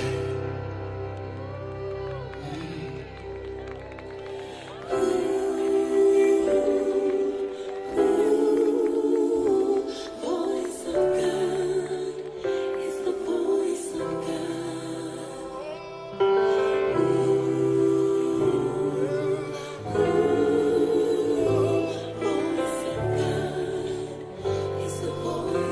God. If you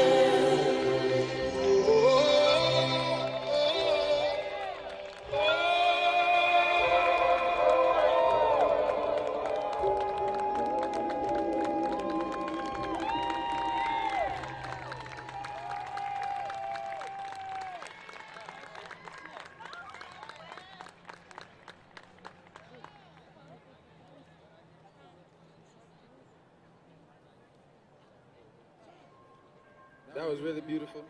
It's good to see the youth come out and do something good. I just had a baby girl whose name is Jalea Floyd, so hopefully I can get her to try to do that one day. She can have better rhythm than me because I can't dance. I can't dance at all. But next, we're introducing some beautiful young ladies. They're from North Minneapolis.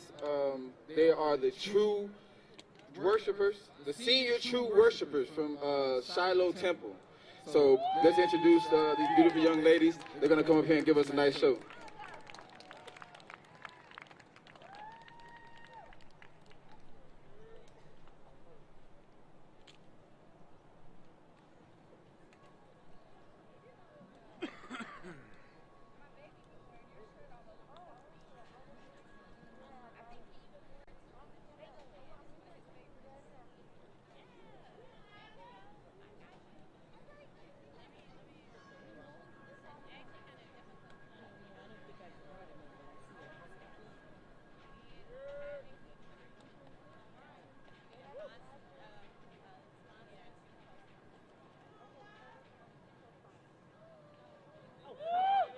Give God a thunderous praise.